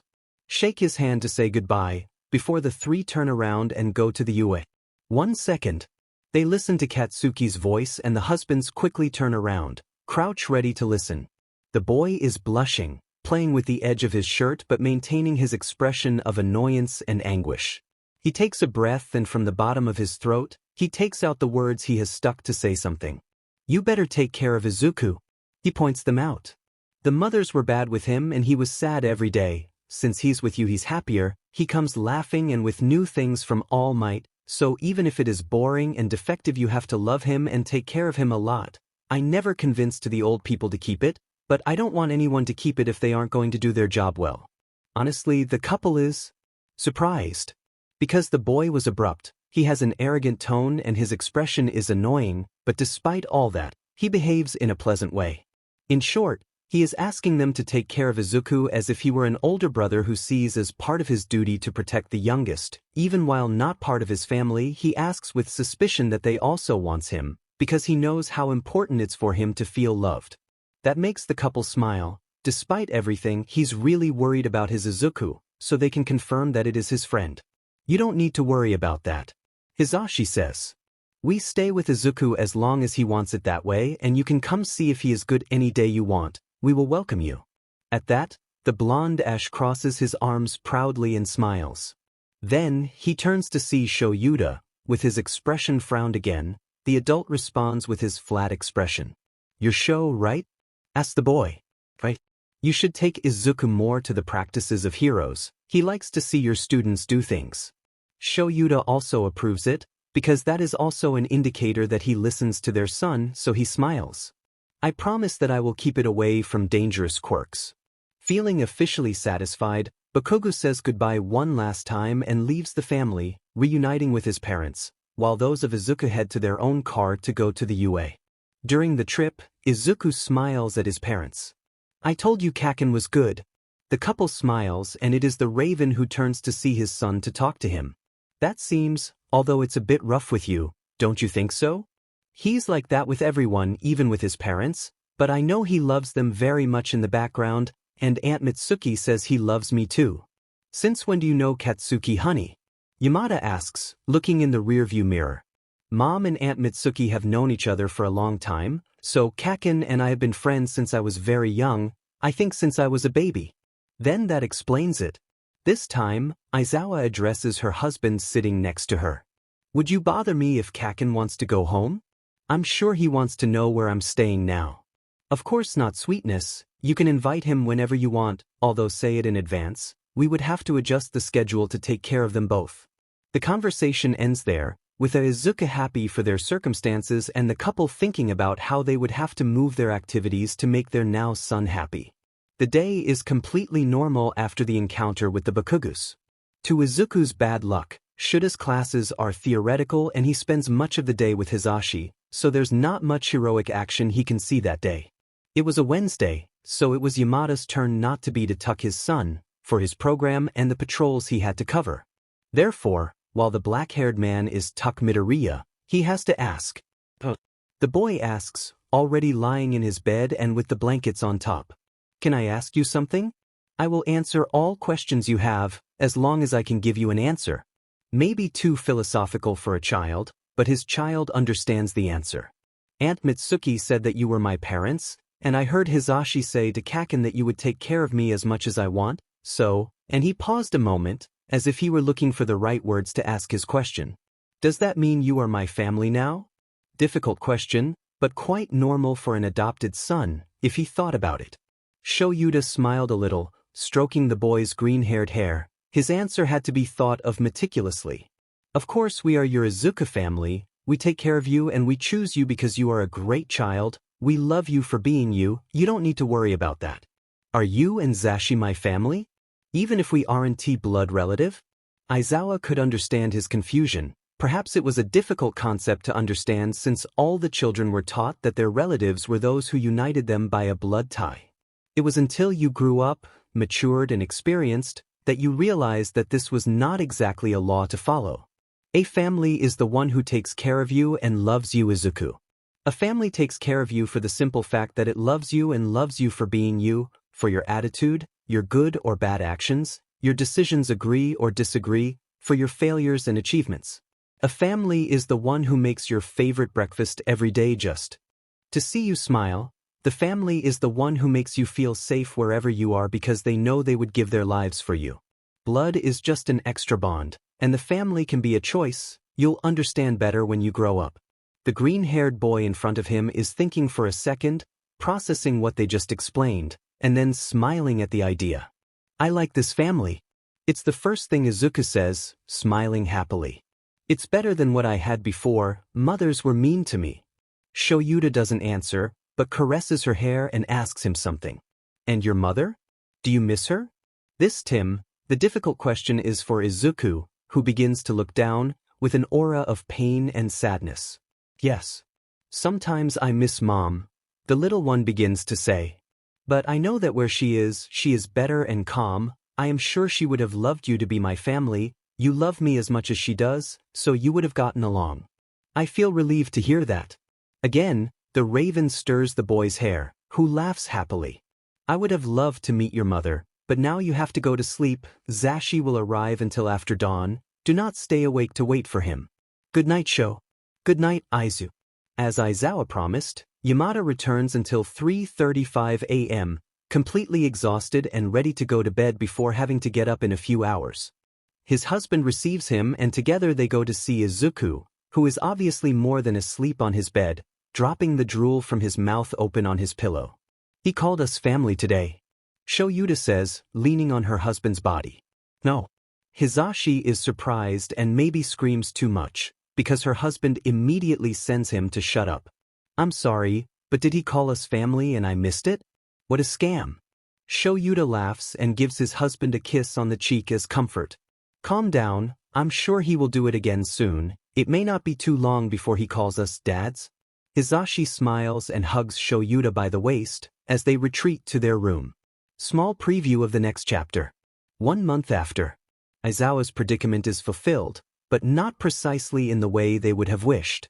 That day were fulfilled exactly 2 months since they were taking care of Izuku, and just at that time they had not had the opportunity to celebrate it because the little boy was in school at that time. Shouta was in his cubicle organizing some papers before starting class, while wondering how his son would be. Izuku has an excursion to a zoo that day, so they wouldn't have to go for him until around 2 o'clock in the afternoon. However, in the hallways of the school you can hear the loud blow of some shoes. There is a person running down the hall toward the staff room, panting through their mouth and sweating excessively while trying to process in their head what they were about to say. The living room door suddenly opens, so Aizawa returns her gaze in that direction.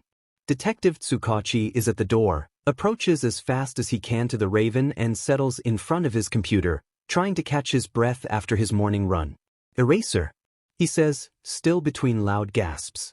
We need your help. You need my help? Asks the named, raising an eyebrow. I thought your favorite for problems was All Might. Why don't call him? This is serious, Eraser. And his face confirms it, so the Raven refrains from making jokes and starts listening to him. There is an underground villain attacking in the air. Who is it about? Firewater. Oh, of course, Shouta knows him. He is a completely crazy villain, who calls himself Firewater because he is capable of combustion almost anything. Just like water that is a natural solvent, he calls himself a natural combustor, destined to burn even what should not burn. His movements depend solely on his quirk and Shouta knows it. In close combat he is clumsy because he doesn't know what to do if he can't burn something immediately to get his adversary away. He has faced Hayam before, he knows his technique and he knows how to overcome it, so it's normal for him to come look for him. I get it. Shouta says, getting up from his place and stretching. An underground villain who has decided to go out in the daylight and who depends 100% on his quirk. Where is the place? That's not the only reason I called you. Tsukachi speaks seriously again. His way of looking at him misses him. Aizawa stands still and looks at him, waiting for an explanation. The problem is that he stole a children's bus that has a special fuel. It turns out to be more flammable than usual. But he stole a bus and? The children are still inside. They were going on a trip to a zoo and he took a moment where the authority came down to steal it with all the little ones still up. Damn it. Everything began to fit like a puzzle in the mind of the Raven, his face turning pale at the terrible idea. I don't want you to be alarmed. He already was. But Firewater has your son. He has Izuku. Shouta ran away as fast as his legs allowed. Shouta is cursing his legs. Why can't he run faster, damn? He has just been told that his son is in mortal danger, that he actually has the entire fleet of children to rescue and that a villain who can incinerate everything is in the area, but his body can't exceed the limits that had already settled. For starters, what the hell do he plan to do exactly? He has to have a plan, he has to form a strategy, he can't go and just throw himself at the attacker. Before the scolding of his heart, he stops a few streets before arriving at the place indicated. It hurts, because the minutes it takes could cause a bigger problem, but not having a strategy could make he act negligently and that would cause even more disaster. First of all, he need to calm down and breathe. Above all, he couldn't let the media or villains find out that Izuku was his son, not because there was something wrong with that, if not, because if they did, if someone dangerous came to know that he was one of the few heroes who had children. He doesn't want to think what his little green-haired would do in that situation, so he has to avoid being too emotional. Second, he don't have to forget that there is a bus full of children under 10 on the scene. There are whole families waiting for a hero to help and give them back to their little ones. He isn't the only parent worried about the safety of his son, so he has to do everything in his power to avoid endangering children. Third, he need an insulator. The villain he is going to face depends on the fire which his quirk generates, so when he stop him, he couldn't burn more, but from what they already told him, there are some things that are already on fire or he could be distracted, so he needs something that isolated the fire. Fourth, evacuation. The quirk is powerful, the situation unstable, at least part of the area should be evacuated. Fifth, his scarf can burns, so he must deactivate the quirk before using it and remove it when his eyes get tired. With a plan more or less traced in his head, Shouta returns to his career as fast as he can to get to the scene on time. Meanwhile, the bus is a shock. The children are cornered with each other, trying to stay together and comfort each other, while watching the villain under the truck, arguing with the police. Not many remember how it happened, because it was so fast that they barely realized that when their teacher came down to look for their lunches, someone entered and threw the driver out, driving in a hurry to get away from the place and take them to who knows where. The little ones are terrified being on the scene. They have heard everything even if they don't want to, and they know, for example, that the bus is full of something so dangerous that it could send them flying through the air and they wouldn't see their family ever again. They're hostages, even if they don't know the meaning of such a word. They know that they are trapped and can't go down for anything in the world, or they will be attacked by the villain. Some cry, others don't move an inch, others scream, some more do not know what to do. And Deku, for example, is inconsolable. He knows that villains are bad and dangerous, that there are many people in this world whose sole purpose is to harm others, but he had never encountered one face to face. Not at least since his mom. It's a disadvantage that not many are aware of, and that is, Deku already has the trauma of knowing what a villain is capable of doing. He saw it, knows it better than anyone, and doesn't want to suffer all that again. He couldn't suffer that pain again. Wasn't he allowed to be happy? First they took his mother, then gave him some caregivers who didn't love him in any way and made him suffer, and finally, when he finally found a family and a way to be happy, there was a villain who was willing to take everything of him again. He can't stop crying and Katsuki doesn't know how to comfort him anymore. "Stop crying, you stupid nerd," he says, but although his words sound severe, everyone can clearly see how Izuku was still hugging his chest. "Mom." The little whisper that lets out, while trembling in fear, leaves Katsuki unable to say anything else, while only holding his friend. When he arrives, things are much worse than he thought. The villain is in a cordoned-off area. There is literally a circle of fire around him, and in the bus, there are at least 34 hostage children, and the people around him, although he has already been evacuated, the parents are too close to the scene. Shouta approaches the patrols first. The policemen closely tell him about what had been going on until that moment. The parents have not wanted to leave the scene. They want to see how are their children. We have evacuated the area around and we are careful with the villain.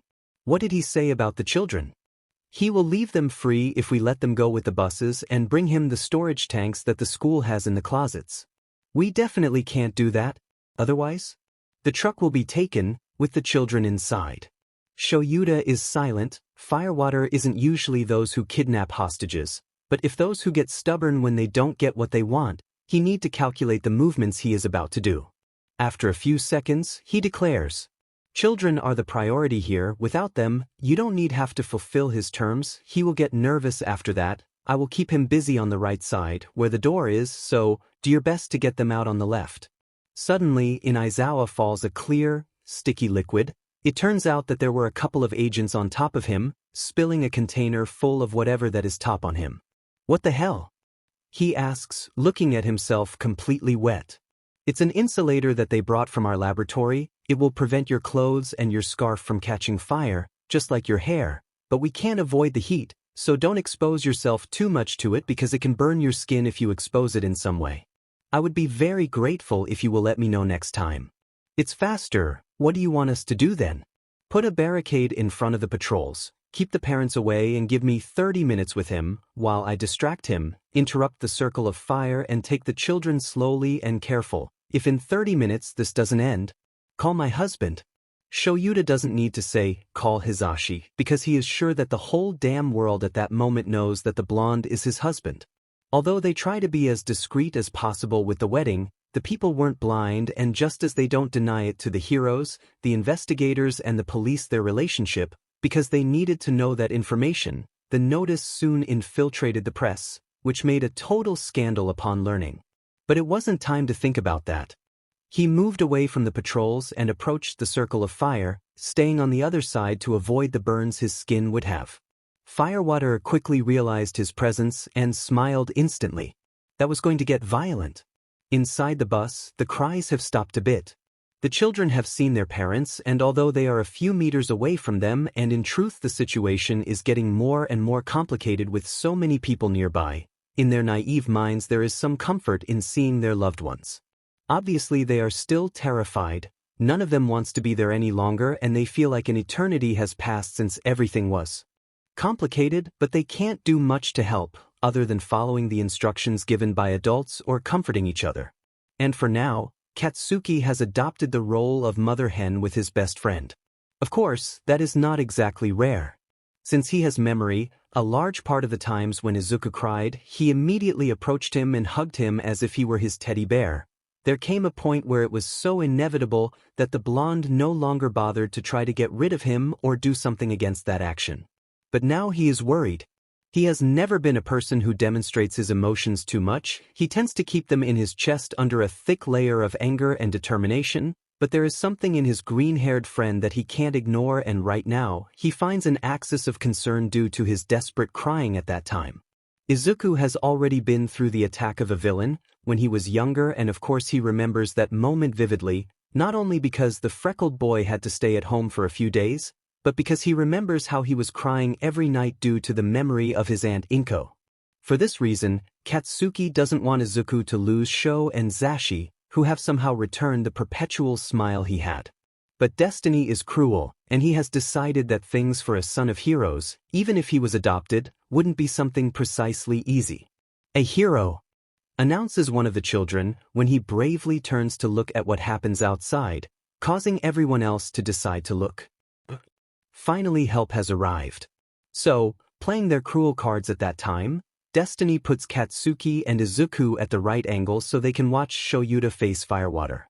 They can see it perfectly, although the heroic countenance of the hero is a little affected by being completely soaked. His imposing presence isn't lost, and the children feel the ray of hope and salvation to know that there is someone who will give up his life to save them and reunite them with their parents.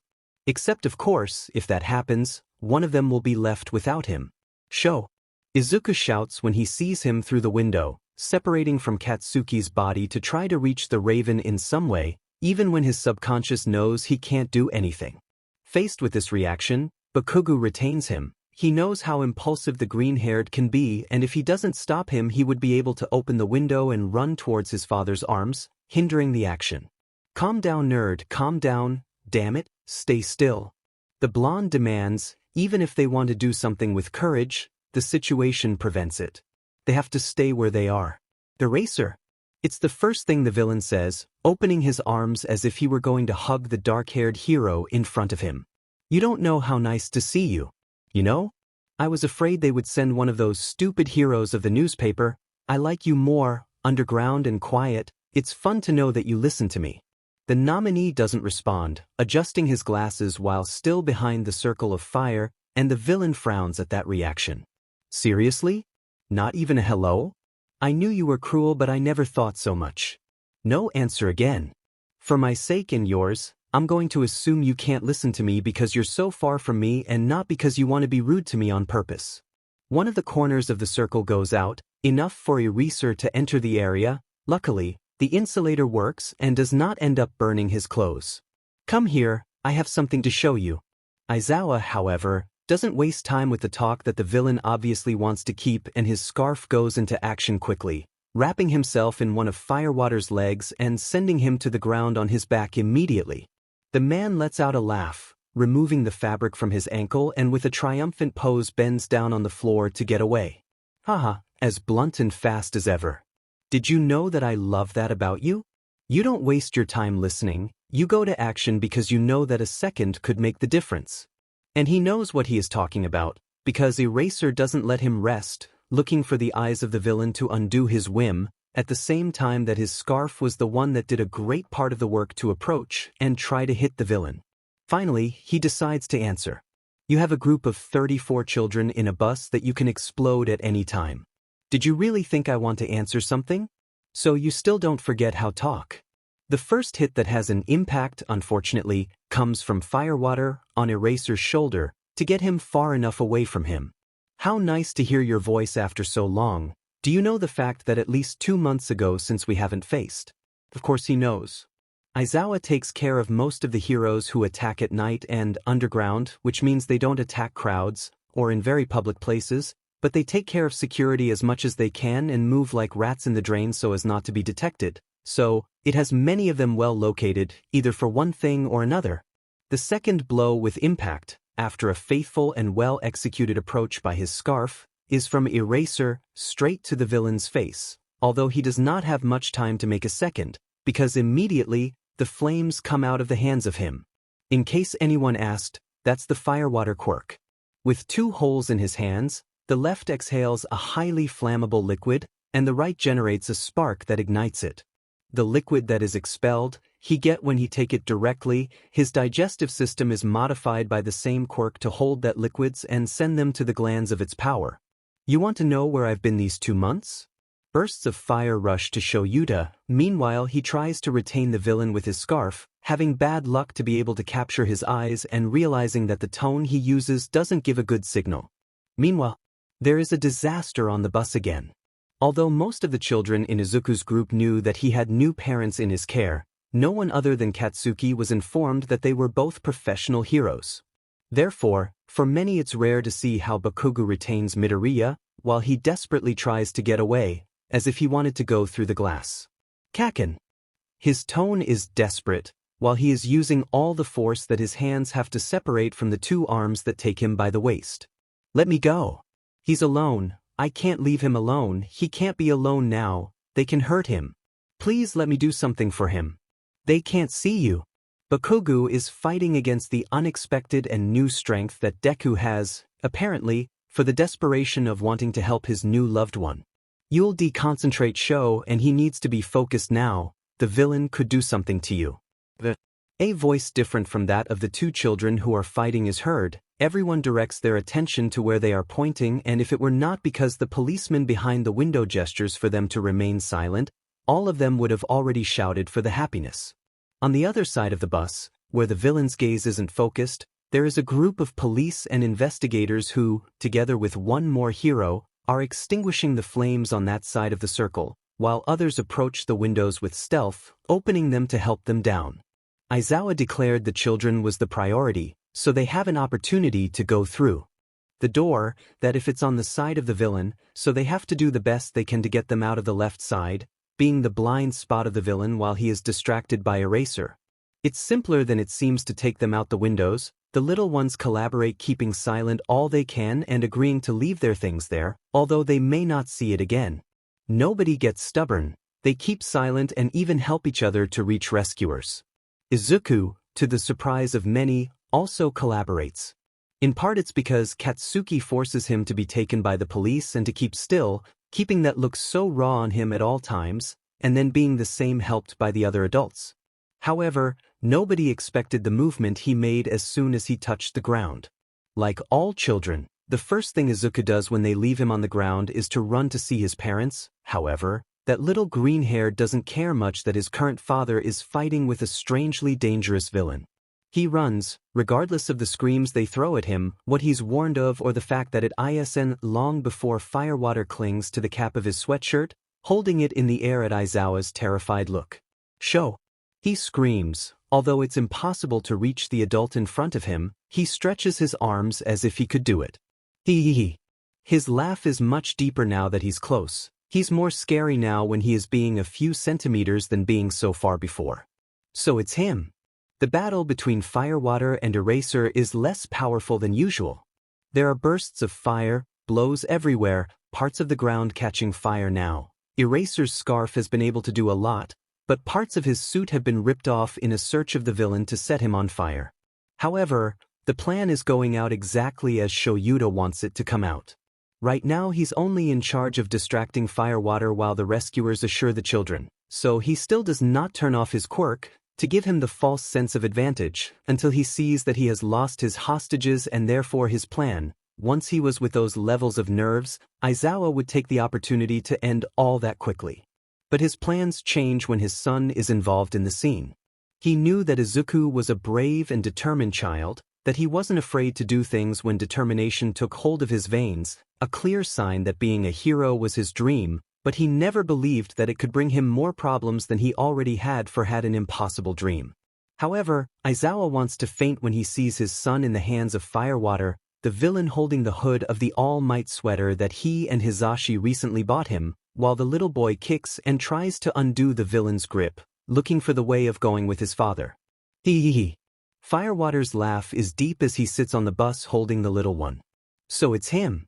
Shouta doesn't respond, but his worried look directed towards Izuku is all that the people around need to know for that particular child to start being more important than any other hostage for the Eraser hero would be.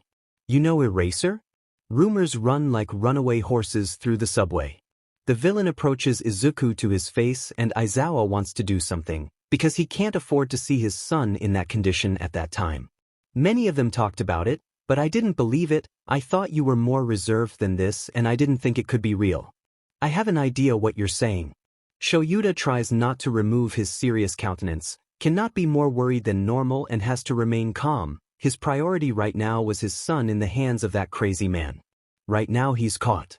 He can't make many moves because Izuku could get hurt, or worse, burned by the incineration of Firewater, and Aizawa definitely can't expose his son to that. Don't play dumb with me.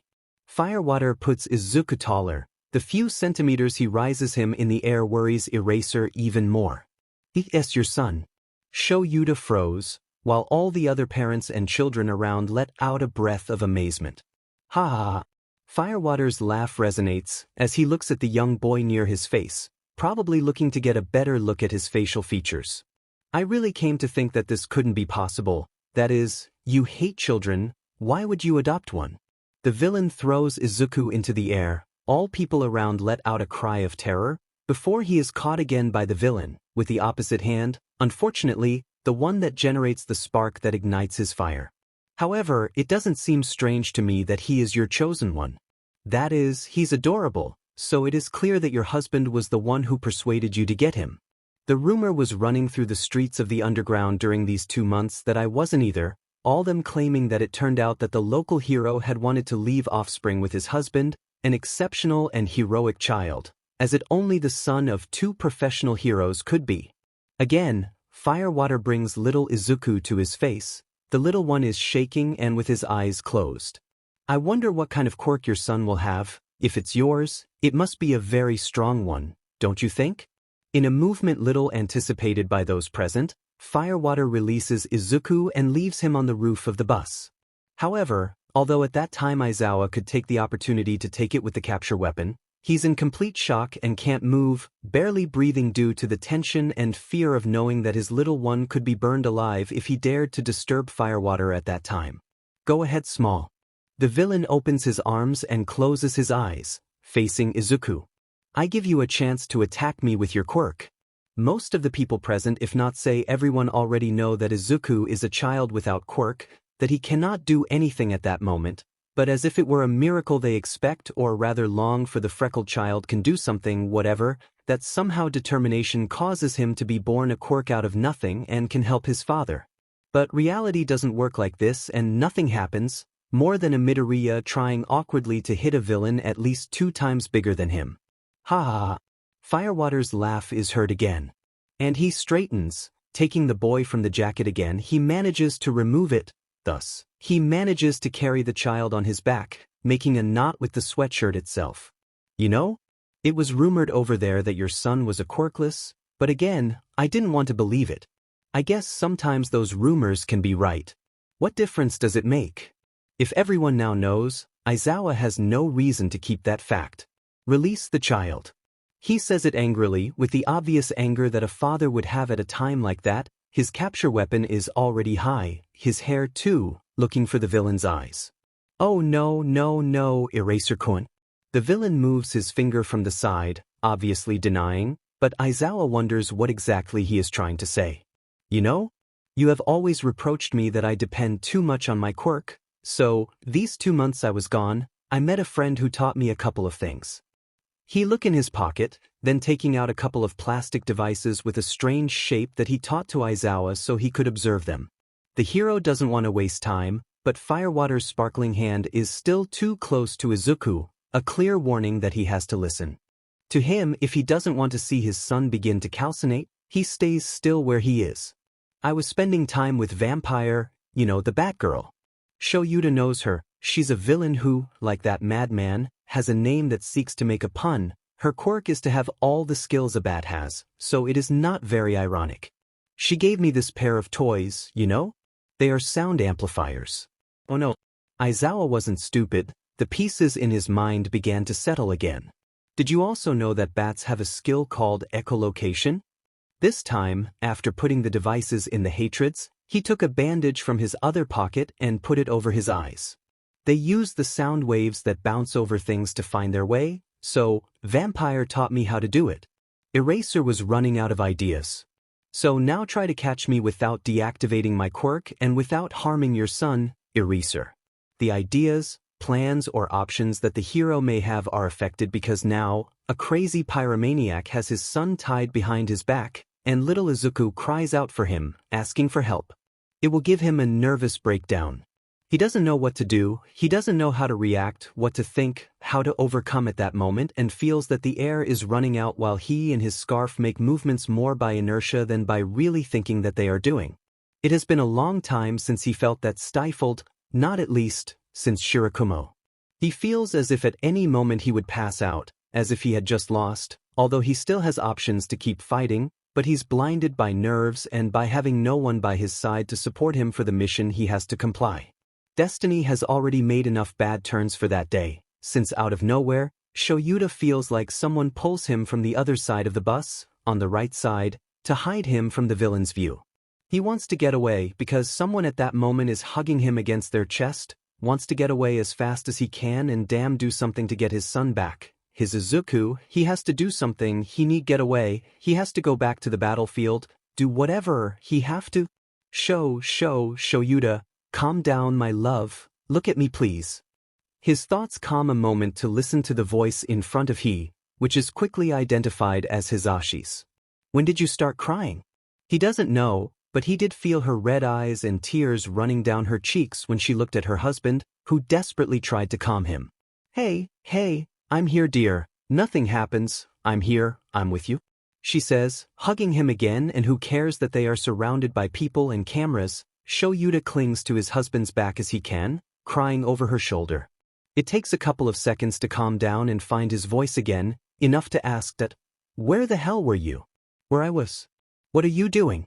"You told them to wait 30 minutes before calling me, and you know that the road from here to you to A is 15 minutes. 45 minutes ago you could call me and you're here, having a panic attack while our son is kidnapped by a villain. Don't reproach me." "I am not reproaching you, my love. I am claiming you for not telling me something of this magnitude. I didn't want to worry you. I thought I could handle it alone." We'll talk about what worries me and what doesn't when we're home. For now, shake those tears because we have to save Izuku." Obeying his husband's instructions, Aizawa wipes his tears and takes a deep breath to regain his strength. They don't have to talk too much. At most they lost a minute in that conversation, time that only gave Firewater a chance to be confused. The couple of heroes comes out behind the bus. Although Firewater can't see Hizashi, if he is able to hear that there are now 2 bodies nearby, so he laughs again, since there are few heroes that the marginalized Eraserhead would work. "I imagine that your husband would soon arrive. I suppose you now have the advantage of 2 against 1, my dear Eraser." The villain speaks with malice, bringing a hand back to somehow caress Izuku's green hair. "But how will you 2 can do something without harming your precious son?" Obviously, the Eraser hero is silent. His capture scarf makes the usual movements trying to catch the villain, and he moves, helping by the voice that lets out and the sensations in the devices of his ears. However, on the other hand, there are sounds that he begins to hear. There are things that distract his ears and make him think that there are more objects near him than they should, so he begins to get confused about where things are. There are many sounds, many things that he should pay attention to, so he starts to turn around, trying to find and dodge everything that your sensors tell you that is close to his presence. It turns out the husbands had a plan. A plan that consisted of the blonde staying close, making as much noise as he could, while the people around him also helped them in that regard, causing the villain's echolocation to be affected by not knowing what to pay attention to exactly and giving him the opportunity Aizawa to retrieve Deku with the scarf. Taking advantage of the confusion that exists because Hizashi keeps making noises around the villain, Shouta uses the scarf to undo the knot in the villain's chest, freeing Izuku and causing him to fall from where he is, being quickly caught by the another corner of the scarf, which takes him to the arms of his dark-haired father. Wanting to do something to help, the young boy takes the corner of the band that the villain has around his eyes and pulls it to remove it, clinging to it and then hiding his face when he feels that it is on Aizawa's body to guard him, his face inside the corner that forms between the neck and shoulder of the man. Everything happens in a few seconds. Shouta clings to Izuku's back and protects him with his body, bends down still holding him, and as if he were a lightning bolt, Hizashi runs as fast as he can and gets in front of them. That everyone covers their ears. Shout with all his might, and all the people around them obey, doing the same thing as Aizawa. They bend over and cover their ears as much as they can. The villain, knowing that his destiny is sealed with the hero of the voice practically in front of him. Oh fuck. He tries to remove the headphones from his ears and achieves it for only a few insurances. For about 3 blocks, the loud shout of the hero of the voice that is able to pierce the ears of anyone is heard. It isn't so powerful as to leave someone deaf unless they were more sensitive than normal, but it does allow the villain to fly away and the air wave that is caused due to it, turn off the fire, and he sent Firewater to hit a concrete wall of a nearby house, completely unconscious. Hizashi is aware that he didn't use that tone of voice or that resonance in a long time, not since he last faced a villain publicly, perhaps since he and Shouta had to lead with someone of that kind. A slight buzz is still heard when everything is over and Hizashi turns around quickly. Shouta gets up and removes the lenses from his face, throwing them over there while trying to see that everything is fine with Izuku. Gently touch his face, circling to make sure he hasn't a scar or anything like that. "You're okay? Did he do something to you? How are you, honey?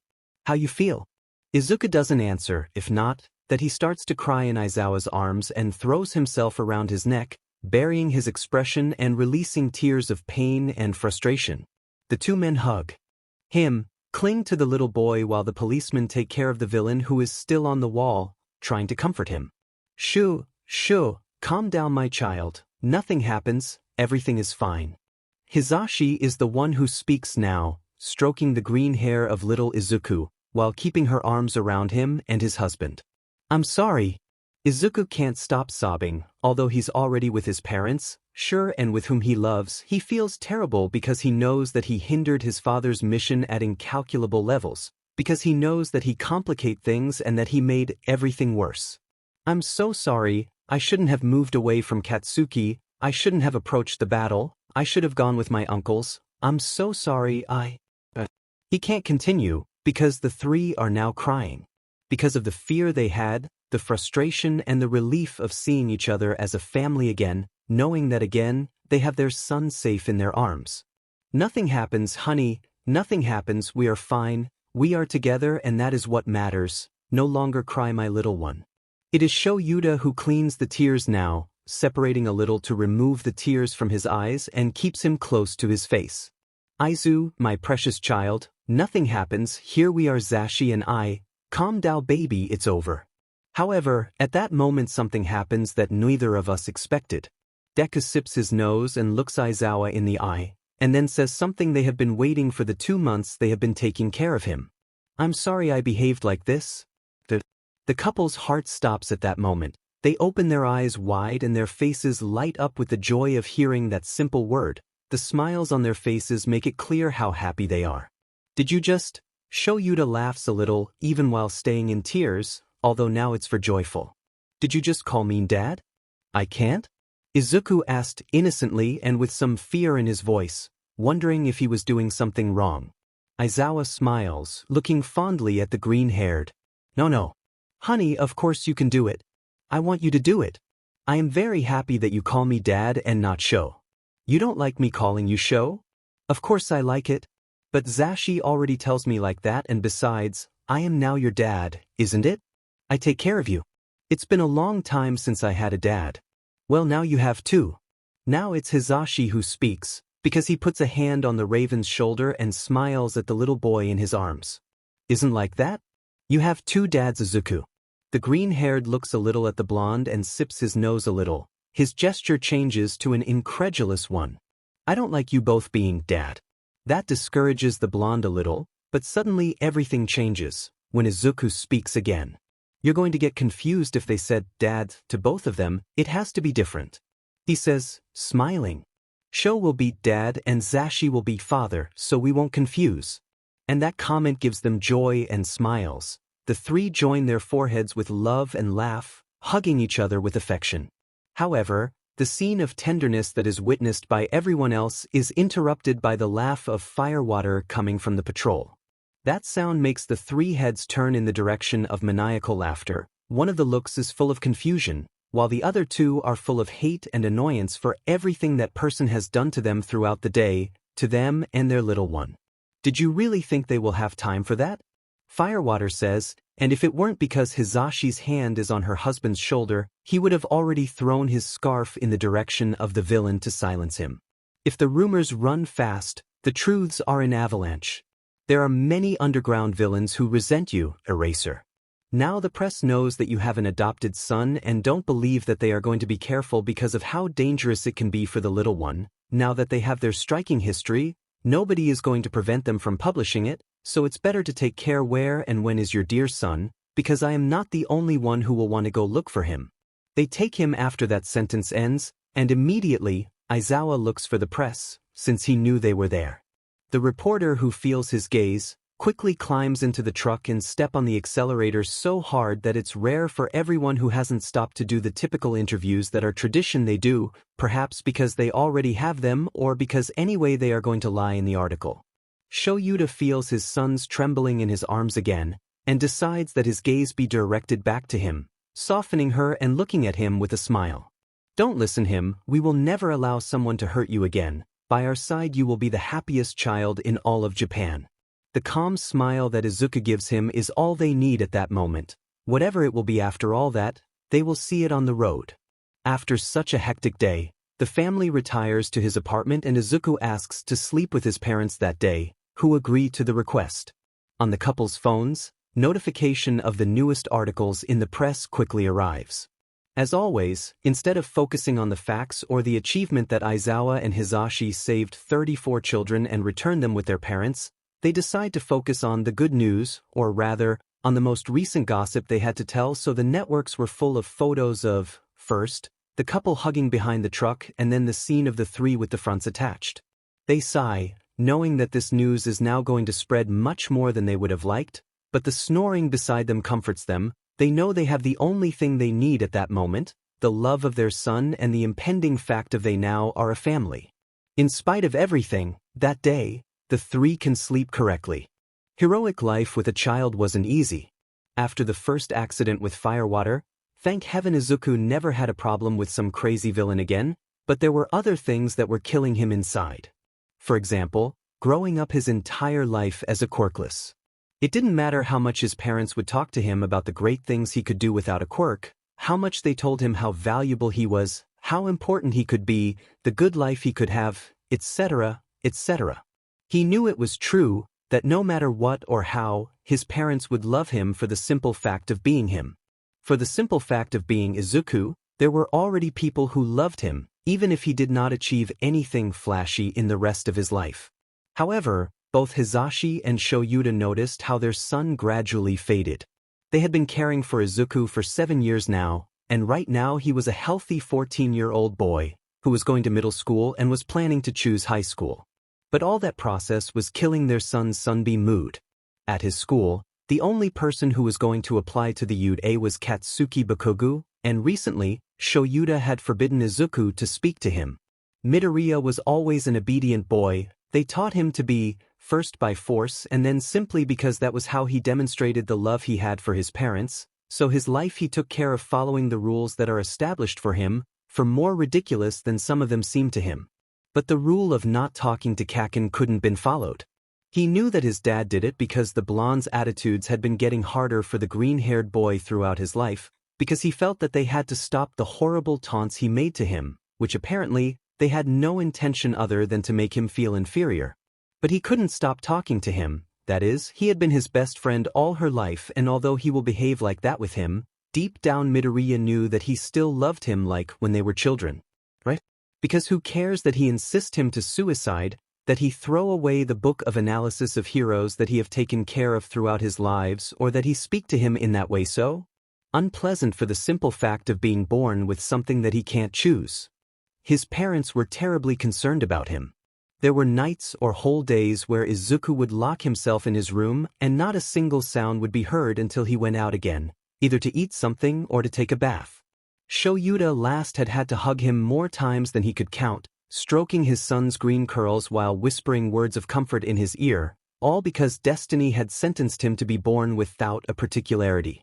The couple knew it was going to be difficult. It was going to be difficult to have a child who dreamed of being a hero but didn't have a quirk that would allow it. They tried their whole lives not to feed that desire, but when little Izuku looked at them with those illuminated eyes, assuring that one day he would be equal to All Might, saving huge amounts of people only on his own, they couldn't say anything. Nor could they deny him going to see the training of the young heroes that Shouta was in charge of or not allowing him to have his analysis notebooks, but apparently, everything they had done to try to avoid that yearning had only made it worse, and now that he realized his reality, it was killing him. They felt guilty, not for not having avoided it, but because there was nothing they could do to make their son feel better. No matter what they tried, Midoriya was going to carry the weight of her biggest broken dream all his life.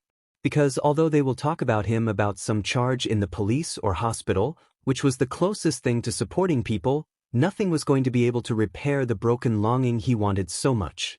They begged heaven for it to be temporary, for all that pain to be only momentary and not to paralyze him for the rest of his life. That their son will manage to get out of that pit of pain that he was digging and bury the regrets so that he could continue. Hisashi was sure that yes, he assured his husband over and over again, that Izuku was stronger than they thought, and therefore, the day when he would overcome all that adversity would come. The sea always returns to calm, darling. It was what he said whenever they had doubts, both Shouta and Izuku, and what could seem an empty phrase on the lips of anyone, on those of the blonde became their greatest strength. But Izuku was starting to get habits a bit of out of the ordinary. The most notorious of them is that he always come late to home. His parents knew his son's schedule by heart. They knew what day of the week he left early, what day he was late, what train he took, his route home and how long it took. However, the past few days Izuku had made up any excuse to be up to 20 minutes late home. I kept talking to my teacher. Kaken was behaving worse than normal. There was an entertaining program in the store. I stayed to watch it, were some, but after a couple of weeks doing the same, he just stopped making excuses and his parents stopped asked. They supposed that maybe he just didn't want to get home, not because he didn't want to see them, if not, because there was a lot that reminded him that he could never set foot in the U.A beyond the times that he did a favor for his forgetful parents. Hisashi was always in charge of giving the ceremony to the childs who were going to enter the exam, explaining the methods and what they would have to do, and although he already knew the speech by heart, he had to practice it and the papers with what he was going to say were running around the house. Shouta, on the other hand, had to review the aspects to be scored in the admission exam. Although he wasn't a judge, he still had to know all that. And destiny was cruel, because sometimes, some of the sheets with information that belonged to the couple flew in a way in the Izuku ended up seeing them and becoming even more discouraged. Nothing ever happened to him in those 20 or 25 minutes that he was late home, in addition to always carrying his phone and not going through streets that would be known to be dangerous, so there wasn't a punishment for each time he didn't arrive when he needed to do it. To the sadness of everyone around him, the happiness and energy so characteristic of Izuku were being replaced by sadness and perpetual discouragement that no one knew how to shut down or stop. But destiny isn't bad. Life can be hard, it can be cruel, unruly, horrible, painful and even impossible, but it doesn't matter how, when or in what way, just like how Hisashi always says, the sea always returns to calm. And then, just when Midoriya was one step away from surrendering, accepting that his destiny wasn't going to change and that he had to start accepting his sentence, that happened. Sometimes he still woke up imagining that all this was just a dream, one too good to be true, but the pain of his injuries and the exhaustion of his body didn't allow him to assure it. He still remembers how it had happened.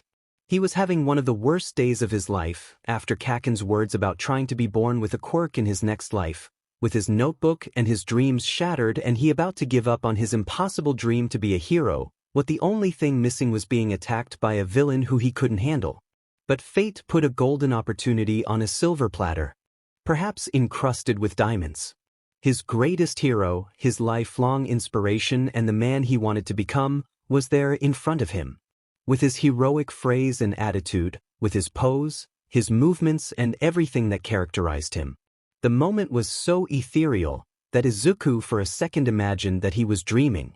But the second his mind conceived that it was 100% real, he refused with all his might to let go of the opportunity to speak to the number one hero. At the time, however, the idea had been lousy. First, hindering All Might's actions, later, because he ended up learning the biggest secret his hero could have. Sure, everyone had realized that the performance of the number one wasn't the same as before, but the change wasn't exactly significant and the blonde was still doing his job as well as ever, so no one had cared much about that insignificant detail. But his favorite hero had never been expected to have half of his body practically mutilated, a figure so lanky and a respiratory system that he barely let it live, having to alternate between a muscular figure that he showed before the public and his disastrous true self, which he gave the image of someone completely affected by circumstances, surviving from the leftovers of his life. In spite of everything, Izuku had to ask, at that moment, he had to shout out to the four winds the doubt that had been eating him. He needed to hear that from his hero, to continue fighting against life. Can I be a hero without a quirk? He asked, almost crying, with his heart in his throat, his feelings shattered as he tried to hold on to the last hope he had left. But fate was cruel to him again, made him cry, feeling like a little thing as he listened to the words that would be the last blow to his almost dead hopes. It just isn't possible. And that day, his last fire of hope is simply extinguished. After hearing the greatest hero say that he just can't go on with his dream, knowing that he is destined to be everything, except the hero he wants to be. The way to home is terribly more painful than before. He knows that his parents won't be bothered with he for being late, because he only being about 15 minutes late, but his walk is so slow that perhaps when he arrives they will already past more than 30 minutes. But again, destiny decides there is a reason for his slow walk that day, because when he sees the same villain from before attacking his best friend, the instinct to do something, whatever comes to mind, runs through his veins. It's stupid, he knows it from the moment he realized that because of him the villain is on the loose again, escaping from All Might the moment he hung up on him. And he also knows that it's suicide to jump into something like that without having a quirk. Everything ends worse, but luckily in a few minutes All Might is back there, with his muscular form and willing as always to help those who need it at that time. Kaken is praised for his endurance, he's scolded for his stupidity and mania. Grateful to be alive, but feeling worse than he ever could have feeling, Deku prepares for the scolding his parents are likely to give him when he gets home. It has been at least 35 minutes since he left school and of course he feels that his phone vibrates, probably his dad, terribly worried about his location, but he doesn't want to answer, he doesn't want to receive that scolding on the phone and he knows that it will be fine until get home, so just walk around with what little encouragement he have left. However, life decides that they has been cruel enough to him at least during that period because in a totally unexpected way, All Might presents himself again, with his muscular strength and with the aesthetic phrase that everyone already knows of I'm here. He soon returns to his skinny figure, and Izuku isn't quite used to seeing it that way yet, so it's still a bit of a surprise to him. Not as surprising though, as the news that he has just been chosen as the successor to the #1 hero. All Might begins to explain to him, he tells him the wildest but at the same time most heroic story he has ever heard. It's the #1 hero who is in front of him, so he doesn't hesitate for a second about his words and listens carefully, without being able to say a word or not even think of something. There was about his power, he tells the story of how what he carries is one of humanity's greatest responsibilities. An exceptional, powerful and destructive power, which polished in the best way can be made very strong. A charge that is passed from generation to generation, which is trained by the carriers until they know how to use it correctly, leaving each of them their small part that adds even more strength to the ability. An inheritable quirk, which can be transferred from one successor to another as long as the two parties are agree, and that will belong to him from now on. All Might tells him that he saw in him the essence of any hero. The act of launching into action even knowing that you can't do much, being willing to help and to move, to make your body react before your mind because all you want is to be able to save as many as you can. He talks to him about how Izuku himself reminds him of him, how he is willing to train him in the use of power known as the One for All. And Deku gets to his knees, grabs his backpack and does what he has done for all those months, but with a different scent, he cries. He cries because his dream is there, shining before him, with the sun adorning the back of All Might, who has chosen him as successor and ward. He cries because he remembers all those who told him that he can't do it, from the doctors, his colleagues, even his own parents. He cries because he remembers a specific scene. When he was 8 years old, after the doctors said that there wasn't more hope for him, because that was the last possible year for the manifestation of his quirk. At that time, he had a favorite video, one that he watched to the point of exhaustion every day. It was the video of the debut of All Might, and for some reason, he felt that someday his debut as a hero would be like this. But that day, he found himself crying at the image, desperately asking his two parents if he too could become a hero like them or the #1. And back then, the only words he received were choppy. "We are sorry. We are so sorry, Izuku." His two parents crying because they realized that the hope, that day had been completely lost. But there they were, the words that all his life he had wanted to hear from someone and that they had denied him, words that weren't longer just that, words that weren't empty or that will mean nothing if not, now they were loaded with truth, a destiny, of that dream he had from the moment he was born, but life had ripped him from his tender hands. And it was said by the person he admired the most. He doesn't blame his parents, because nobody knew that something like this was possible and it isn't their fault that they lost hope. He doesn't blame the doctors, who in their vague knowledge couldn't guess that one day he would have that opportunity. He doesn't blame his friends who made fun of him, the friends who abandoned him on the road, much less blames Kaken for making him feel inferior during all those years of his life. He screams he has to do it. He releases all the emotions his heart is feeling at that moment, crushed between his ribs, he feels as if he is suffocating by something. That something was his desire to be a hero, the determination he had cultivated since childhood, the pain that all those phrases of despair had caused him, the happiness of knowing that he had a chance and the anticipation, the despair of starting his new path at once. None of that is going to be easy. He knows that is a secret, something that he will have in private with the number one hero and that he probably couldn't even tell his parents, who have loved and cared for him throughout his life with so much love. You can be a hero. And there it's that everything, that the only thing he needed not to end up sunk in one of those eddies that they're always talk Hisashi. The strength he needed to get out of them, to swim to the edge of life with all his strength, to achieve the determination and dream he always wanted.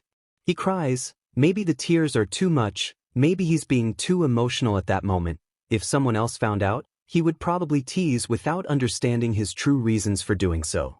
Midoriya Izuku cries, because that is the first day of the rest of his life. Izuku has never been happier. Now that he walks with his hero, going home next to the symbol of peace while listening to what his training will be like from now on, his heart feels more joyful than he has ever been, nodding to practically everything All Might says. Do you think your parents will agree about this? It's one of the first things the blonde asks. Izuku doubts it for a few minutes, is to say, his parents are a little overprotective. They want to keep him safe as long as they can, they keep him from feeling sad or disoriented and they make him happy to the extent that they have been able to do it throughout his life, so it is footage that he believes they will agree. How many times have he heard his parents say that they would do whatever it took to keep him happy? That if they could, they would change the destiny and the rules of nature to help them. Now that they can, although they don't know it directly, they will surely let him train with all might, knowing that this would make him happy. He smiles and says to All Might for sure. I don't think they have a problem. Once at home. Of course not. It's the last word of Aizawa, crossing his arms and refusing to say anything else. Huh. The two blondes and the green-haired one see him with combined expressions. There's a hint of confusion, another of sadness and one more of anger. No one can understand how the Raven just refused to fulfill his son's biggest dream, but perhaps that isn't the final decision. Remembering the moment. And who are your parents, my boy?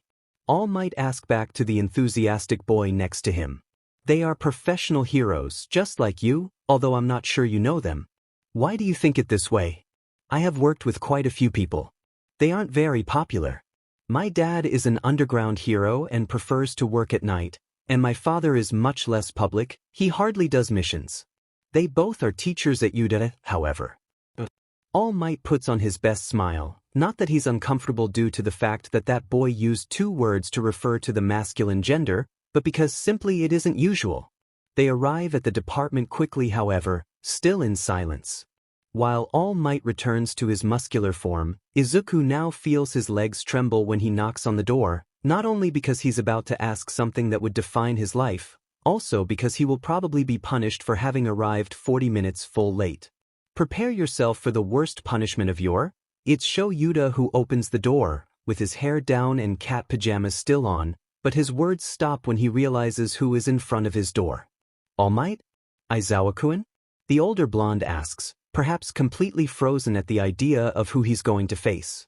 And Izuku is impressed. That is, the number one hero and the symbol of peace of humanity is apparently nervous with the presence of his dad. Shuta's face loosens, sighing as he looks at the blonde again. Leave the charade, I know how much it costs you to maintain that shape. All Might obeys, immediately returning to his scrawny form, scratching his neck in shame, while Deku doesn't dare say a word. Everything is okay, honey? Now it's Hisashi who appears behind his husband. His hair is also loose, but he's wearing his hero costume. All Might-san? It's a pleasure to see you also, Might-kun. His voice sounds just as embarrassed as when talking to Aizawa. Apparently it was possible for number one to feel ashamed. You've taken the words out of my mouth. Hisashi smiles, standing next to his husband, who now has his arms crossed. What brings you here? You better have a good excuse, actually, you're making my son come 40 minutes late. A heavy silence is installed after that phrase by Aizawa, and suddenly, an almost altered All Might turns to ask Izuku in a very high tone. They are your parents? Instead of answering his question, Deku asks another, "Do you know them?" And then he turns to see his own parents. "Do you know All Might?"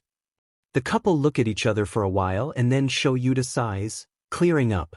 "We hadn't wanted to tell you yet, but yes, we have known All Might since a couple of days. He is going to work at the UDA with us from now on. We wanted to wait a bit for Nizu to confirm if he was going to be our partner. We came to think that perhaps the opportunity to meet him would make you feel better." It's Mike who continues talking with her husband. "So you are the young Midoriya." Yagi scratches his cheek, embarrassed. "Your parents talk about you all the time." Deku feels like he's going to pass out right then. Is to say, his parents knew the greatest hero of all types and hadn't told him yet. He felt like dying. God, having that conversation is going to be 3 times as difficult now. "Look at our manners." Hizashi points out quickly. Luckily, he is good at detecting when a situation is tense and getting rid of that feeling. "Come in, you two, I'll bring you something to drink. Go leave your backpack in your room," Shouta says to Izuku while he is passing through the door. He immediately obeys. Maybe he doesn't run, but his legs want to. What's more, he wants to hide in his room until all that is over, but he knows he can't do it. He has to face that. His first big challenge to be a hero is to face his parents. Especially Shouta. Oh my god. He's going to kill him. At what point did he think that was a good idea? His dad is the most overprotective person he knows and knows better than anyone that an all-might workout isn't going to be the safest thing in the world. He can't talk to him about one for all either, so how am he supposed to leave him do it? Do that knowing that his child is a quirkless. He tries to breathe. He does his breathing exercise and recovers his composure. That is his first great challenge and he will overcome it. Plus ultra. The situation when he goes down to the living room isn't as bad as he expects. Luckily, his father has always been good at controlling things, especially the attitude of his husband, who apparently is still upset. Once Izuku arrives, his instinct is to take a seat next to All Might. Normally he would do it in the middle of his parents, but in that situation he must be on the side of the hero. Hizashi and Shouta are in front of them, the first with a calm smile and the other with his arms crossed and a clear expression of waiting for an explanation for Izuku's part. Silence is installed for a few seconds, which feels like an eternity, but All Might is the first to speak and that begins to generate courage in the heart of the green-haired boy. "Well, I'm actually here to make you an offer." He looks peaceful, although for some reason Deku can say that he's trembling internally. "An offer?" Shouta raises an eyebrow. "That's right, Aizawa-kun. I don't know if you found out, but your little one got into some trouble today." He strokes Izuku's head when he says that, and the named one feels like a little boy again. "What did you do?" "He launched himself at a villain who was attacking his friend." "How did you say he was called?" "Ah yes, the young Bakugo." "You did what?" "Oh, that was a bad start. However, number 1 does his best effort to make amends. Don't scold him for it. He actually did very well. He was braver and more determined than many of the heroes who were present on the scene. He did his best to help at that time." The heaviness lighten after that comment and the blonde can continue. "In fact, that's why I have personally come to ask you this." And suddenly, there is a determination in the environment. They both, he and Izuku, stand firm. Young Midoriya told me about his dream of being a hero, and I have managed to see the determination of his true desire, the enormous heart and potential he has to be one of the greatest. So, I would like to take your son as my successor and my pupil on the path to being humanity's next great hero. He is going to faint. Izuku thanks why All Might still has his hand on his shoulder, because after hearing those words he feels that at any moment he would end up on the ground without being able to move. His parents remain silent for a couple of minutes, apparently shocked by the news. They don't even hear their breaths while everything proceeds. Hizashi is the first to speak, that manages to calm Izuku a bit. "I don't want to sound rude, All Might-san, much less in front of my own son, but you know Izuku is a quirkless." "It's not like that." The nominee shrugs a little. He knew they were probably going to say that, but it still feels a little hard to hear it. All Might's hand softening his back reassures him. It's warm and comforting. "I know it, Mike-kun, but I also know that miracles exist, or should I say that I believe in them. I am sure that magnificent things can happen." "Will you take over all Izuku's training?" Aizawa asks. His tone isn't a good sign. Of everything. From training, monitoring his progress, his routines, all the support he may need to go to the UA. Well, Hisashi is smiling.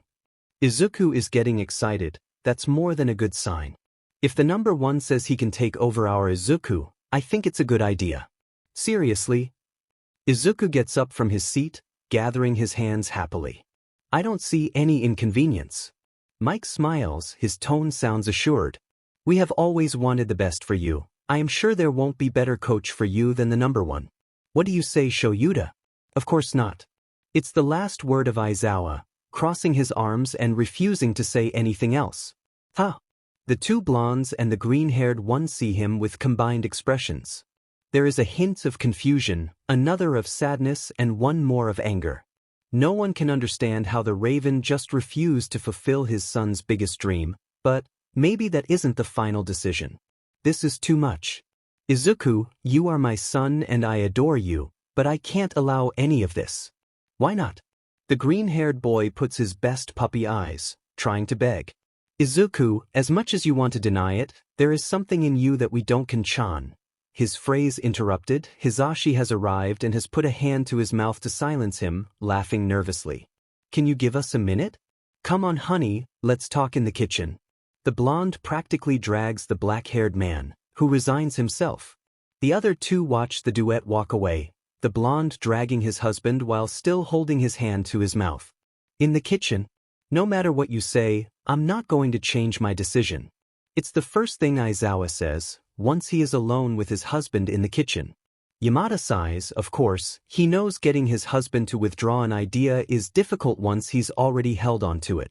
However, he has spent many years of his life at his side and all that time he has taught him a couple of tricks or more to use with him. Can you at least tell me why you don't agree? He uses a soft tone, he was really just asking a question. And now, a quick guide from Hisashi Yamada on how to make your husband change their mind and agree to do what's best for both of you, easily, patent pending. Step 1. Let them explain their terms and their disagreement. Don't interrupt or ask anything, just listen carefully. Hisashi, I know this is a great opportunity for Izuku, he's hopeful and this could do him good, but all the good it could do can be transformed into an even worse evil than he had before. I know that All Might said that he believes in miracles, but I am not sure. Our son is almost 15 years old and has never given the slightest indication of having a quirk. The doctors themselves have said that it's impossible, not even all training of the world could develop one from nothing. If this doesn't work and the number one decides to look for someone else, he will end up broken and we won't be able to do anything to remedy his pain. Step 2. Repeat what you just heard in your own words. Let them know that you received their message and understood it correctly. Basically, you are afraid that if the miracle that All Might talks about doesn't happen, he could look for another successor and that left our son with a trauma the rest of his life. You don't want him to suffer the loss for hope we are giving him now. The Raven says nothing for a few minutes, not even repeats again. But the man in front of him is able to understand the hidden concerns behind his words. What if this doesn't work out? What if Izuku can't get over the illusion? What if he doesn't? This is his last hope, if it disappears. As much as people believe that Shouta is the stronger, that he hasn't feelings or is always calm and cold before them, behind that cap there is one that only his husband and his son know. He won't say that it's the real one, because they are all him, but at least it's one that doesn't show so easily. Step 3. Make them see the points in favor of the idea. Don't try to contradict their own concerns, but try to give solutions to them. I know all this scares you. Again, the tone Hisashi uses is calm, he is slowly getting closer to his husband. But Shouta, if the greatest hero chose our son it's because he has something special, you are the one who has always said it, Izuku is more than we or he can imagine. I have great faith that this can go better than we expected, you know those stories. Aizawa sighs, of course, his husband doesn't need to say what he means to he can understand him. There are cases, very few but numerous enough not to leave them in rumors or legends, in which some children have special quirks that can only be used in certain situations or if they think about using them. Children who seem to be born without quirk, but who after a while get a boost that makes them see that their power was there, hidden and desperate to get out. Maybe this is the push Izuku needs. Zashi, those stories are about children between 10 and 12 years old. They are children. Izuku is a few months away from being 15 and practically be a teenager. He may be an unusual case, maybe he really need more powerful training. We have done everything to help him, and we have never made progress. I know, and that's fine. We did our best and we didn't make it, it's time to let someone else try. Hizashi. Suddenly, the tone of voice he uses breaks a little, he's looking into his eyes with a glow of pain. Izuku is my son. The blonde sighs, but tries to put on his best smile and rests his hand on his husband's shoulder. Shouta. His voice trembles but can't falter now. Izuku is ours just like everything else. With everything else, he means everything they have had to face as a marriage until that day and everything that follows after that. He means that both will load the consequences that may mean making that decision. However, Yamada also adds. But more than all, Izuku is a him. He's an individual and he has his own ideas, desires and hopes, you can't do anything against it. He's looking him in the eye, he knows how vulnerable he is to that look and how hard it's for him to refuse it. Step 4, propose the idea again. Not as if it were an order, but as an option to follow. It doesn't necessarily have to be the same as it was at the beginning, you may have already been thinking of a better alternative that makes both of you happy, so it's better to expose that one. If anyone can help him, that one is All Might. The blonde says it with determination, with faith, with the hope that has been returned. Aizawa returns his gaze to the living room. His son is still talking to All Might, who now has his muscular figure again, perhaps to reaffirm a point. The green-haired boy is laughing as he hasn't in a long time, and he has back the beloved smile that they missed so much. He sighs.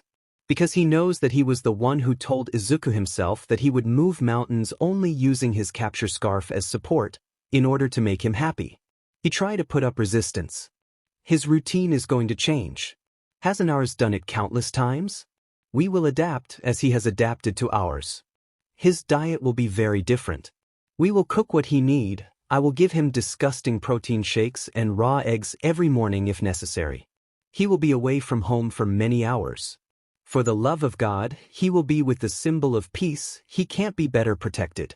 What if, honey, you have seen how kind All Might-san can be, I don't think he will abandon our Izuku so easily. With no further arguments to give, Shouta finally resigns himself to being cornered. If this doesn't work out, your salary from the radio is going to go straight to his psychiatrist. It's a joke, Hizashi knows it perfectly because when he approaches to give a hug and a kiss on the lips to his husband it's return. Additional step, if they still aren't convinced, offer alternative solutions. They can be seriously or not, or a mixture of both. If this doesn't work, we can take him to the Police Investigation Academy with Tsukachi, he will love working so close to the heroes. Oh, shut up at once, I don't want to have to follow my own son's orders sometime. They both return to the living room. Back to the living room. Izuku freezes, All Might beside him still has his hand on his back, waiting for the definitive answer. It's okay. Midoriya lets out a breath of amazement, separates from All Might and runs into his dad's arms, holding on to his neck and almost crying with happiness. Thanks, Dad. Really, I promise I won't disappoint you. You will be proud of me. As he hugs his son, Aizawa's gaze goes to number 1. His frown clearly says, if something happens to my precious boy, I'm going to hunt you down. Hizashi appears quickly to lighten the mood again. Who wants to eat? All Might-san, you can stay if you want. If it doesn't mind you. The rest of the day is as normal as it can be. Unfortunately, Deku isn't saved from the punishment for being late, so he is prohibited from using any electrical device and his cell phone will only be with him while training. His training starts tomorrow, and he couldn't be more excited. He still has a lot ahead of him. Hero training is 3 times as difficult as he expected. Of course he knew that being the successor to the number 1 hero wasn't going to be the easiest thing in the world precisely, but for the love of God, cleaning an entire beach full of trash by himself? Community hero work and strengthening at the same time according to All Might, of course. It was evident that carrying tons of metals were going to help him strengthen his body and be a better container for the one for all. He cursed himself for being scrawny, for not having taken some pleasure in exercising or training like Kaken. having to start practically from scratch now. But he had a dream and of course, he wasn't going to give up that easily. Every day he woke up he would stop for a second to wonder if all that was nothing more than a dream too precious to be true, but the pain in his limbs and the determination of his heart made him know that he was living a reality and he had to fight for it. However, bad things were kept to a minimum. He wasn't going to allow anything to take away what he had longed for so much now that he had it, and he would cling to it tooth and nail if necessary. His parents were aware of his routine, his exercises, the diet he had to maintain, the hours he had to sleep, and the new lifestyle to which they had to adapt. They let him be with all might almost all the time, because they were too busy with the entrance exams to months of happening, although that didn't stop them from leaving his breakfast ready with some nice notes of support every morning or visit him occasionally to his room at dawn. Ironically, now it's Hisashi who was most concerned about his son. Because of the energy overload that was happening, arriving exhausted every day after a long training session. But Izuku had acquired Shouta's habit of being terribly stubborn. When either of those two made up their minds to do something, they will do everything in their power to get it, even if they were exposing their own physical or mental health. And of course, not seeing any progress with their son's quirk was worrying them both, but they clung to the pair of smiles that showed them by mentor and student, determined to create miracles from scratch. It's a long process, the period becomes eternal and they aren't sure that Izuku can bear much more than that. No matter how determined the boy carried, his body was still that of a human and overexploiting his limits would be too much for him. Until the long-awaited day arrives. Hisashi and Shouta are in the living room of their apartment, walking around, making circles parallel to each other because they are terribly worried. About 20 minutes to go before the exam starts, their son doesn't appear anywhere or answer the cell phone. He had been gone since very early in the morning, and the trip to the UDA was long, so they had to leave immediately if they wanted to be on time. There are many things on the couple's head, the fact that their son didn't show the slightest indication of a quirk, that the exam is perhaps more than he can handle, that there are many boys there who aren't exactly kind, that they will have to judge in a completely objective way the boy that they have raised and loved for years. In short, too much to lead. For justice, they haven't said a word to Izuku about what or how the UDA admission test would be. They don't tell him what it will be, nor the aspects to qualify, nor the opportunities he has or anything like that. His son is ready and he probably already heard the rumors, but they are sure that what is to come is definitely not something that the poor green-haired boy expects. Perhaps they are even more nervous than their own son, because when it's exactly 8 minutes before the start of the exam, Izuku deigns to appear through the door, looking completely exhausted and as if he was about to vomit. "Where the hell were you?" It's Yamada who approaches him and takes him by the shoulders, shaking him as part of the scolding. "I'm sorry." He excuses himself as he can. "I was with All Might talking about something. I'm sorry, I'm late. I won't even have time to take precautions with you. You're hardly going to have time to go change. You haven't even had breakfast. I haven't put protectors on you. Let's." "Zashi." Shouta's calm and flat voice lightens the atmosphere. The two turn to see the black-haired man, who is folding his arms with a calm expression on his face. "Go change, kid, quick." Midoriya immediately obeys and goes up to his room to finish preparing for what could be the most important day of his life, while his parents stare at the stairs. The blonde looks at his husband with concern and he sighs, putting his head on the other's shoulder to comfort him. "You're forgetting who we are talking about, Zashi," he says. "He is our Izuku, the same boy that we have been raising for 8 years. I'm just worried that exam is difficult. And for someone like him, it was you who said that we should trust number one. If miracles really happen, he will be fine." He doesn't get a response after that, and when their son finally comes down from his room, they go at full speed towards the UA. Shouta is definitely going to assassinate All Might, although he will probably be charged the world's largest sentence for ending the life of humanity's symbol of peace. He cares little, because he is really going to kill him. What kind of destructive power has just emerged in his child? He literally broke an entire arm after attacking one of those robots. Yes, it's impressive how someone can get rid of one of the greats by just one hit, but breaking almost all the limbs to do it, it was total madness. He wasn't surprised. If Izuku really had that power stuck, it was normal that releasing it so violently for the first time would have consequences of that caliber, But then what the hell were all those months of training? Just increase his child's muscle mass. He's going to go crazy. And worst of all, Izuku didn't even make a single battle point in the entire exam. Of course, the green-haired boy didn't know the parameters, and realizing that he didn't accumulate a single point made him be in a state static all that time. Not that he was depressed, he just seemed gone as the days went by for his letter to arrive with the result of his exam, his gaze fixed on a missing spot between the walls as he continued training. Obviously his parents couldn't tell him absolutely nothing about the results, and the temptation is killing Hisashi, who sometimes felt like he had to bite his tongue for not to tell his son what he already knew, but his work ethic prevented him.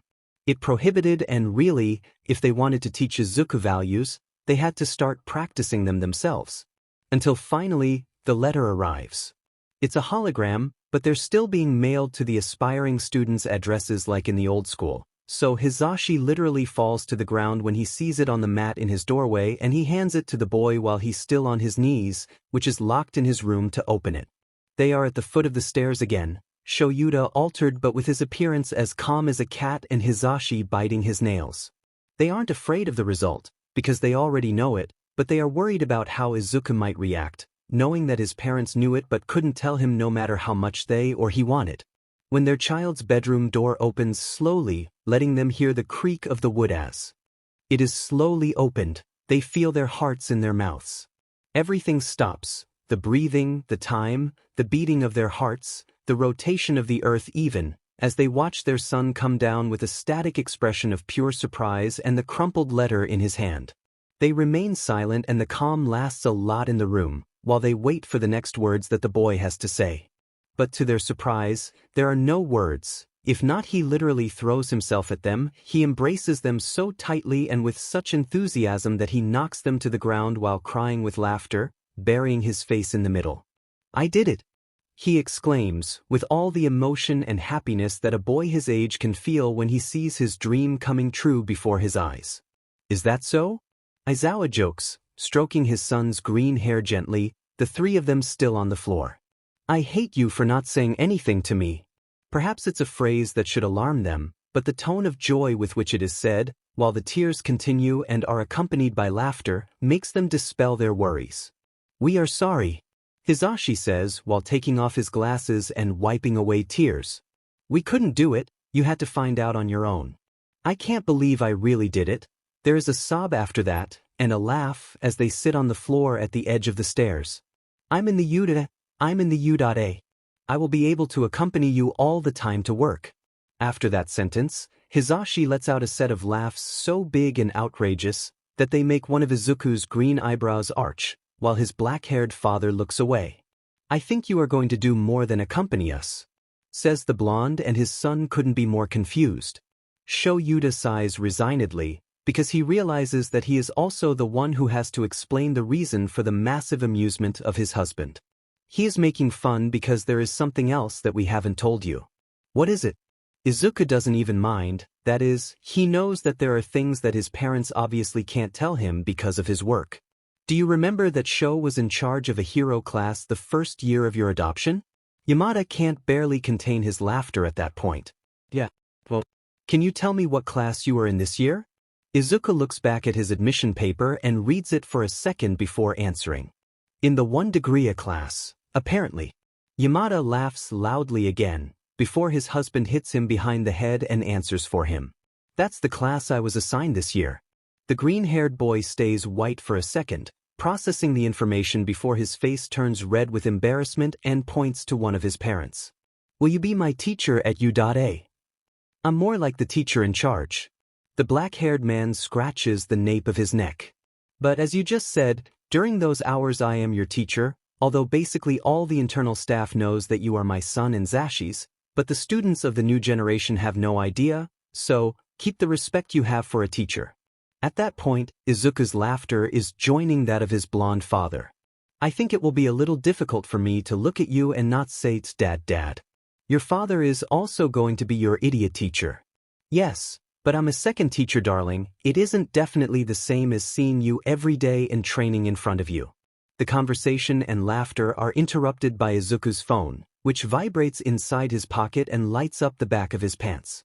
His parents get up and give him enough room for him to answer. As they retire to the kitchen, they see that their son seems excited with whoever he is talking to, so they are happy to see him back with his usual energy. He come back after a few minutes, with a big smile on his face as he sit on one of the benches in front of the counter. Who was Honey? It is Hisashi who asks that. It was All Might, father. He wants to see me to congratulate me for entering. No. The blonde asks in amazement, stopping his preparation. We were thinking about making you a celebration dinner. Oh no. Not now. Izuku responds happily. Tomorrow, today I want to be with you. That makes the couple smile, and the three of them cooking the special dinner that day, eating happily afterwards between showers of congratulations to Izuku by the academy staff. When they go to sleep, the husbands spend a second watching their son doze, as they used to do when he was a small child. They don't know when the time got out of hand and their whole lifestyle changed in such a riotous way, but they are happy to know that it was for the best, even if they are still concerned about the nature of their son's quirk. Or the demanding challenges that you will have to face with the UA system. They know that in the end it will all be worth it, because seeing the smile of pure happiness on the freckled face of their Izuku would be worth any price. They can go to sleep peacefully that night. The next day, as Izuku runs away from his apartment to go to his meeting with All Might, Hisashi approaches his husband, who from the balcony is looking at their son. Is something wrong, dear? You look more thoughtful than normal. He asks, standing beside him to also watch as that speck of green hair is moving away. I'm worried. Aizawa admits it without much regret. As long as it is his husband who asks those kinds of questions, he hasn't problem to answering sincerely. I thought I was the paranoid one. The blonde laughs lightly, but when he doesn't see an answer, he worries a little and tries to capture the dark man's eyes with his own. Darling, seriously, Izuku is with him number one, everything will be fine. I don't mean that. Shouta turns around, avoiding his husband's gaze again. It's just that. I just received the complete list of the students that I will have in my class after the modifications. And? Bakugo is in my class. Aizawa doesn't need say more for Hisashi to understand the reason for his concern. Things between their son and the blonde-haired boy have been very tense for a long time, and although the Bakugos have won the love of Shouta, that Katsuki makes Izuku suffer in the way he does, generates a deep contempt that it won't be easy to undo. The blonde doesn't answer anything to his husband, but simply stands next to him and stay with him, while the wind mess up their clothes a little and takes their thoughts with it. A couple of weeks later, Izuku runs away from his blonde father, who still has a comb and a dryer in hand, chasing after his son. All hair can be tamed, Izuku. Come back here. They run around Aizawa, who is currently feeding the cats, while looking at the two monsters who are running around him. Turns out, in a desperate attempt to make his son look perfect, that day, Hisashi has run around the house with a blow dryer attached to a long extension to try to somehow comb Izuku's unruly green hair, and this he fled in every attempt because he knows that doing that is practically useless since the hair would return to its original shape about 20 minutes after being arranged and doesn't want to suffer from the hair pulling. Calm down, you two. Aizawa asks them, who right now is serving as a shield for the boy who is hiding from his husband. It's our first day and you get hysterical.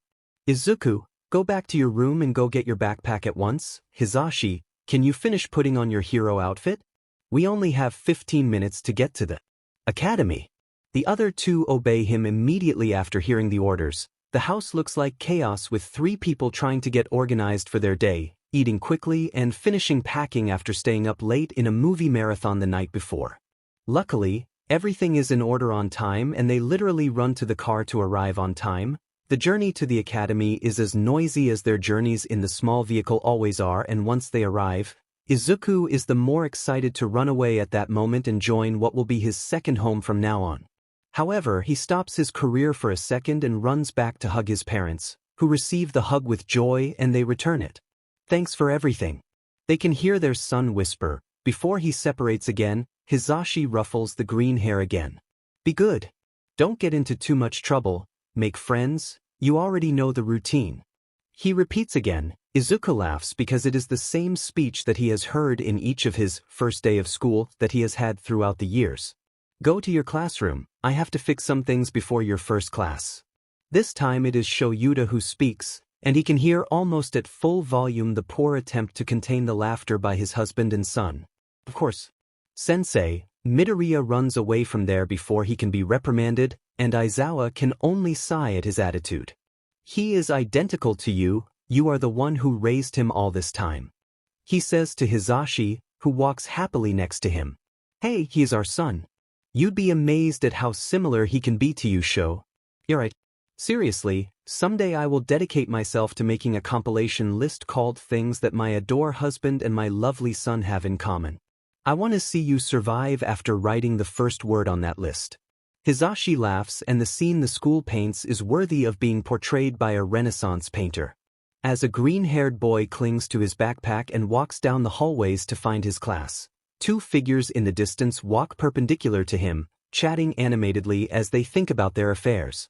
Maybe Deku was wrong the first time he said it, maybe not, but that moment, when he finds himself in front of the huge door with the title, 1 Degree, he feels he was wrong to say the phrase he was going to say now. Because that day feels like the first day of the rest of its history as the future Psycho no Hero.